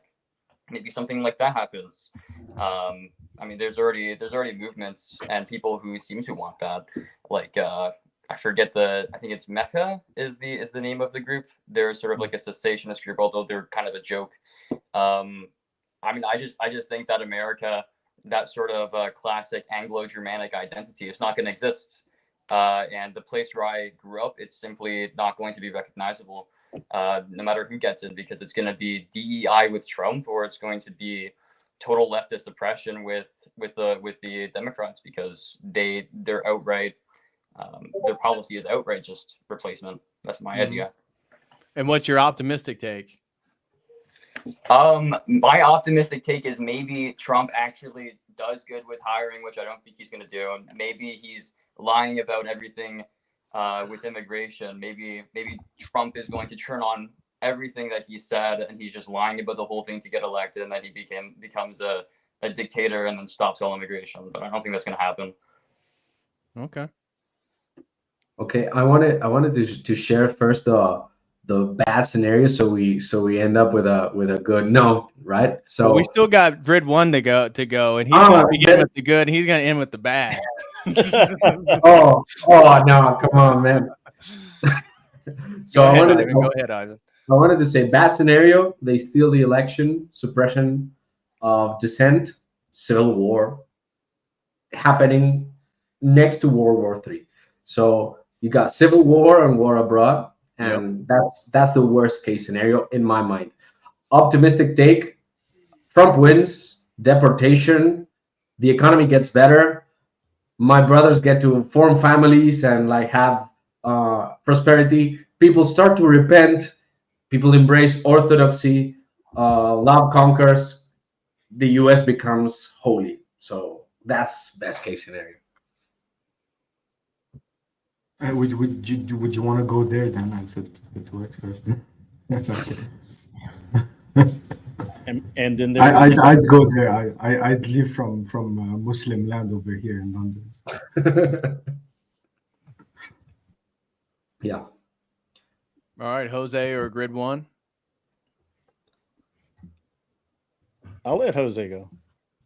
All right. So in terms of optimistic take, I mean, that one's pretty straightforward. I mean, with the Trump presidency, war with Russia seems to be out of the cards, right, which is fantastic for our brothers in Christ there. There's a possibility that he could reign in Israel, which would benefit our brothers in Christ in Syria and throughout the Middle East. Although I think the Church of Jerusalem is still in a very, very rough spot. But it's going to be rough underneath Trump or Harris. So yeah, those are the people who are going to need the most prayer. In terms of personal life, if he does a fraction of the exemptions that he wants to push through concerning income tax exemptions, like you mentioned, for example, giving a tax credits for homeschooling, there's a possibility that I won't be paying income tax, which would help offset the dramatic increase in food costs and other stuff that I've been paying out the wazoo. And my son is just about to turn 5, and I have a grocery bill that's over $1,100 a month, which is crazy. Just seeing how much that has risen without, again, family that doesn't eat out at all. So yeah, and then of course, there'll be opportunity compared to a Harris campaign. The opportunity for investment in the legal market or in above ground legal market, etc., right, which is less costly to do, and typically if you have a proper functioning public market, So yeah, and that'll be much faster for like building a home will be doable. So housing prices, it's interesting because even though where I am, like housing prices have come down since from the COVID highs, they've gone down a little over like 25% now in terms of asking prices, but it still costs about half as much to build as it does to buy, which just boggles my mind. So it's but the thing is that's a small family home is still in the table in terms of the and also even even to bring it to Latin America. The fact is, a border that shuts down, well, that'll cease all the people who are dying and trying to get past the Darien Gap in Colombia. All that ends if the southern border shuts down. So that's a lot of people who will no longer be dying in the Darien Gap. That's a whole lot of people who will not be, illegally immigrating into Colombia to illegally immigrate through Central America, through Mexico to get to the United States. So that would actually benefit family members over in Colombia. So there is a lot of potential. There is a lot of potential upside. And the fact is, I don't expect Trump to get through most of that stuff. But even in his first very otherwise ineffectual presidential term, like I did benefit from his tax cuts. Right. And there are many things that enabled me to survive. I mean, it enabled me to start a business, and I learned my lesson: never start a business that's customer facing in a Democratic stronghold. So I'm not going to repeat that mistake because that cost me a lot of money. But it's So the fact is, I did benefit from under his presidency, and there's no benefit that I've seen whatsoever from Biden in any sense of the word. So yeah, in terms of the we'll call it the dystopian. So they're even in dystopian, there's silver linings. So for example, the unrealized capital gains tax. So that'll result in capital destruction in the United States. However, so essentially, forget doing traditional retirement planning, forget doing any kind of long-term investing, or for that matter, if you're building a business, you want to keep your business as low in value as possible. Which has its own challenges, but there will be opportunities in the gray market from that because people can't build anything legally. People will build things illegally in order to support their families, etc. And there will be opportunities from that. And the other benefit would be it actually would crash housing prices like crazy. So homeownership would actually be feasible. The question is, you just have to be ready to be poor. If the Kamala team actually got all the tax changes they wanted to do. Plus, of course, they want to do price controls, which would mean fridges. Thank God, my family, I could actually feed my family from local production. And there's a reason why I chose to live where I live so that I can, what do you call it? That's good. I don't know about that. OnlyFans. Yeah. But But part of the reason why I chose to live where I live is because I do expect crazy policies like that to try to curb food prices, etc. And you want to have relationships built with people who produce food who can sell you direct. So dystopian is just get ready to be poor, but relationships are what matter. And so you don't see the threat of physical violence in the dystopian scenario? There would be not where I am again. Try to be strategic if you have the option to be strategic in terms of where you live, do so. But yeah, no, things can get the blue cities are going to be a hellscape. Cities in the United States as a whole are going to continue to degrade in terms of infrastructure degradation. So yeah, places like Flint, Michigan, their water supply went kaput.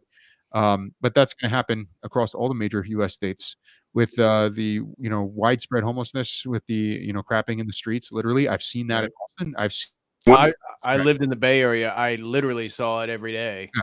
So you're going to get a host of medieval diseases that have disappeared. They're all going to be coming back, raging hard. In terms of the dystopian thing, this dystopian scenario, even in a positive scenario, you really want to get out of cities because unfortunately, American cities are not built for humans to live in. So, yeah, that's my take. Excellent. All right, grid one. All right. So in a optimally, Trump gets in. He goes after the people who have been using lawfare after him for the past 3 years and shuts all that down. Ideally, he does accomplish a lot of the things that he has said that he would, and he helps to promote the return to sanity and kind of pushes the further and further extremist leftist back more towards the middle, so that even if we do get a leftist in the future, they're at least middle ground and not all the way. Well, you know where I'm going with that. Right. Do you think woke is dying? I mean, that would necessitate that, right? It seems like it is. I think woke is on life support. I think woke is on. They need someone like Kamala to get in and get free reign and just keep rolling along the way they have been. You know, all the schools are pushing back against it. Where I live in Tennessee, my city passed a law that said, and I don't know, I shouldn't digress off onto this during a closing, but we passed a law that said that you could not have a specific type of entertainer entertain kids. And the ACLU came in and said, no, that's wrong. And it was actually overturned by one judge, and then it was overturned again, so that the law is currently in effect. You cannot, trans or otherwise, have any show that with any kind of lewd, sexual, or nude display in front of children. And I'm going to take that as a win. And I think more and more communities are waking up to that. And I think that Trump in his presidency will, I don't know if he'll make a point of it, but a byproduct of his presidency will be more and more people pushing back on all of these things that have not been really pushed back on enough. I think that it's going to, and this is digressing a little bit again. I think that the result of a Trump presidency the first time was a push to the for people to sort of return to Christianity of all sorts, not just Orthodox. Right. Yeah. And I think that it's going to be even more the second time. I think it, and we need it to be. And I think it's because ground level, a lot of people woke up, and just that little breath of air that Trump gave them in that 4 year or 3.5 years, that little breath of air, it incited so much. And it made people realize that, you know, our economy can be good. Going to church is not a bad thing. Being a member of your community is not a problem. It's a bonus. And so I think that a Trump presidency, we can talk policies and what I think, you know, look, we're not going to go to Russia. Russia's a paper tiger. We destroy them in 3 hours and go to lunch. Okay. I mean, that's just the way it is. But the reality is that we have to get our populace to stop looking at external fears and focus internally and see what our elections really mean, see who our politicians really are, and stop looking for the enemy outside our country and start looking at the enemy within our country. I do believe that deportations will happen. I think it's going to create a massive amount of turmoil. Well, my question is, how many? So, in your optimistic scenario, and realistically, how many deportations could occur? Because my suspicion is we're over 30 million in the last 4 years. I mean, I mean, even half of that, if we got 15 million, I mean, that's that's a record level in history of deportations. Right. So, I mean, when you look at, first of all, Jason Scholl, yes, our combat capability literally dwarfs Russia. They're not even on the same. We gave Ukraine 40-year-old equipment that is obsolete, and they destroy. I mean, they used it to extreme effect. Don't talk about Russia being our biggest enemy. That's stupid. Let's not be stupid. It does nobody any good to be intellectually dishonest. But to answer your question, I'm sorry, I digressed there. I'm sorry. Remind me. I got the mass deportation. Oh, my point was 35 million. Even if Trump was able to do half of the illegals that came in, that would be a historic record, and it's still only dealing with the problem. Like, I mean, that means over 15 million people got in, and they're yeah. here. So Eisenhower did a great job, right? And he didn't need to deport all of them, right? What he needed to do was to kind of identify in those days, what they considered a bad element, right? And he literally loaded them on the trains and shipped them down south. And I think that we can do that again. I don't see it. We've done it once. I don't see a reason why we can't do it again. We have nicer trains now, right? How many people is reasonable? I would say probably. I think if we can get 3.5 to 4 million out of the really bad ones, we're in good shape. And this and I'll get into that in my dystopian view. I don't mean to interrupt you, Grid One. I'm sorry. Yeah, that's fine. In regards to the demographics, that would move back to Roscoe's point that the game's pretty much rigged if that's the game you're playing. Now, obviously, I believe in balkanization, so I don't think that the United States is going to be mass assimilation. I think it's going to balkanize really in ethnic and culture groups. So I think that the heritage American, how you want to define that, I think it'll still exist. Yeah. And I think that's part of the MAGA, the memetics of MAGA and Americanism is going to be reminiscent of that. Sure. But so even in if we got 3.5 million of, let's say, hard criminals, gang members, what are you saying that you're getting ready to say? There's going to be another mechanism to disincentivize the other? Let's say, I think the wall should. I think by now, I think most people want a wall. Like even the people, even the people who absolutely hated the idea of a wall, criticized Trump for not building the wall. I think the wall goes. I think the wall happens in some format, right? Now, obviously, political animals, they change color all the time. So they criticize Trump when he's out of office for not building it. They're going to criticize him for trying to build it when he's in office. We all know that, right? Yeah. Can I comment? Yeah, go ahead, man. Go ahead. I think you don't actually need a physical wall. What you need is to like establish laws where undocumented migrants cannot be hired. So, and you penalize those who would hire them. And you like penalize them with an exorbitant amount of money, like I don't know, $40,000, right? Well, we did that. We used to do that. And in theory, those laws still exist. The problem is getting them enforced, running them through the court system, and we are our own worst enemies on that, because we try and deal with it, like, as you say, through this.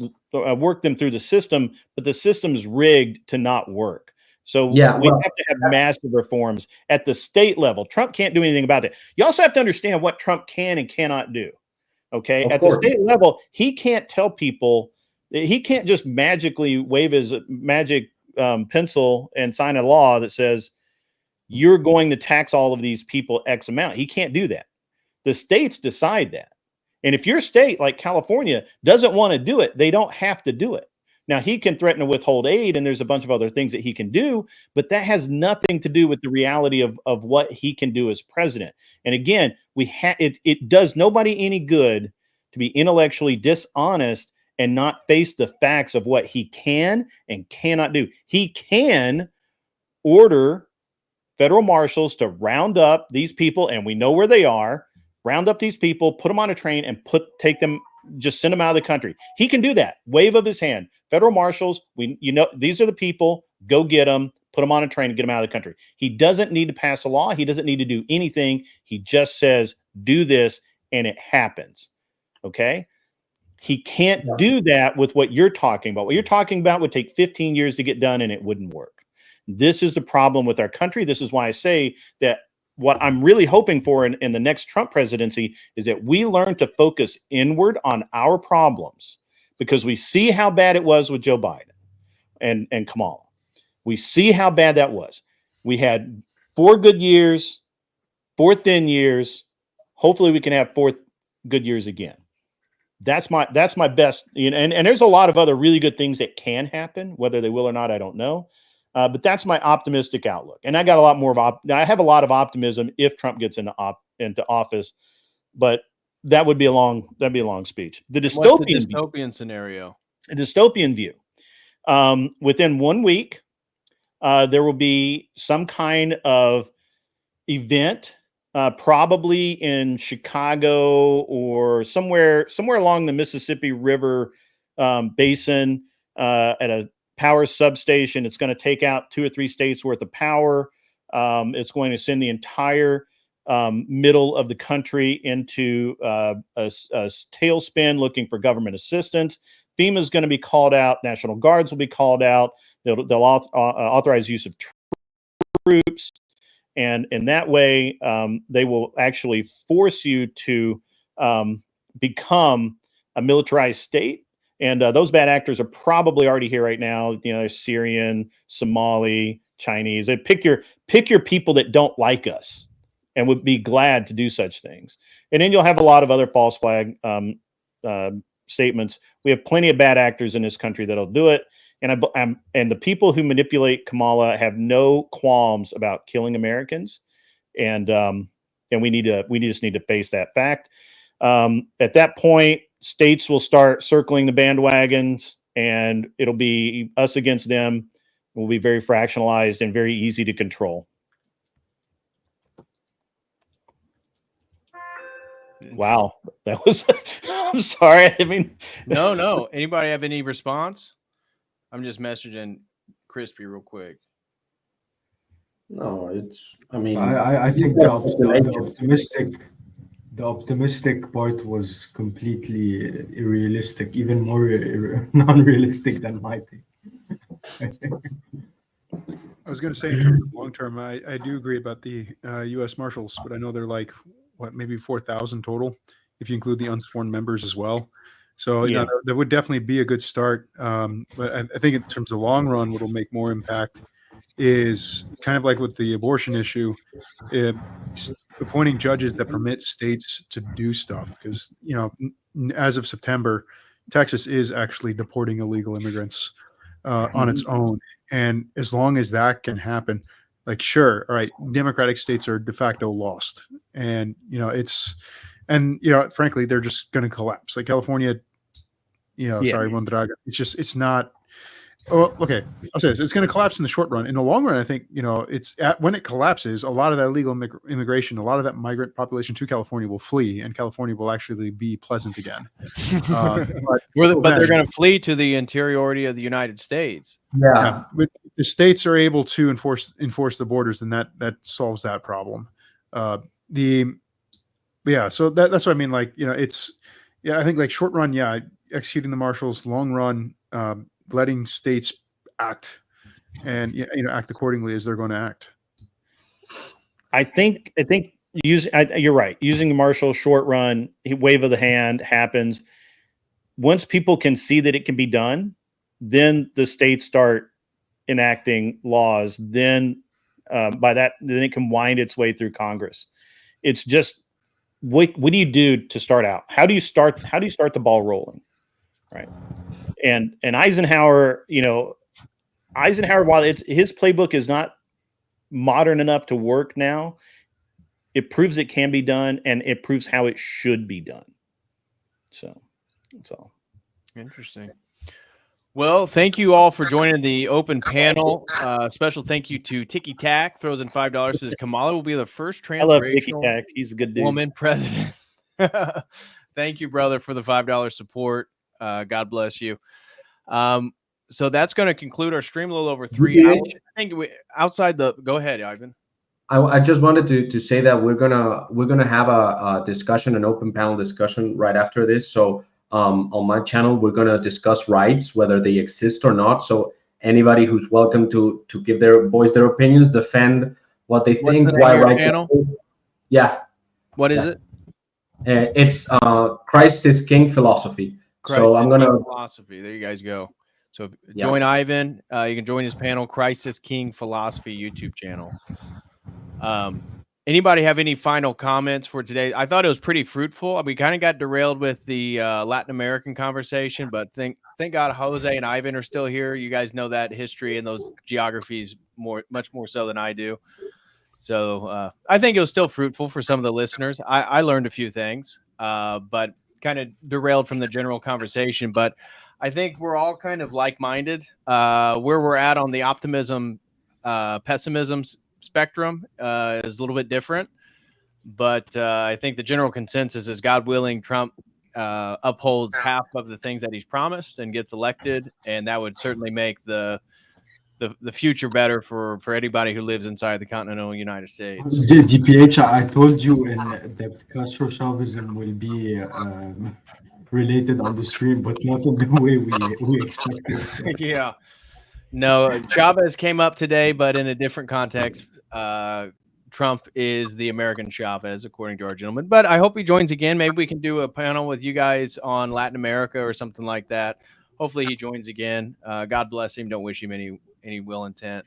But anybody have any final comments before we hop off here? You guys have a great night. Thank you. See you, Grid One. God bless you and the family, brother. Thank you. I appreciate it. Me, sir. Yeah, thanks for having me, Paige. Of course. Well, thanks guys for joining. Appreciate the insights. Roscoe Ducks, I think this was your first time, but always feel free to join. We appreciate the perspective. I was on here a while ago, actually. Oh, okay. Yeah. Did you go by a different name? Roscoe Ducks is the first time I remember that. No, I mean, you probably just don't remember me because I haven't been on here in a while. Well, appreciate you joining, brother. All right. Thank you. Yep. And God bless everybody. And hopefully God bless the world and God bless the United States. Hopefully God's will is done. So I'll see you guys tomorrow. Yeah, we'll find out tomorrow, and then I'll see you guys on the other side. So maybe we do another open panel in just a few days if things get really crazy. We'll find out. So we'll do one at the Lebanese elections. Yeah, exactly. All right, guys. I will see you in the next one. As always, until then, God bless. God bless.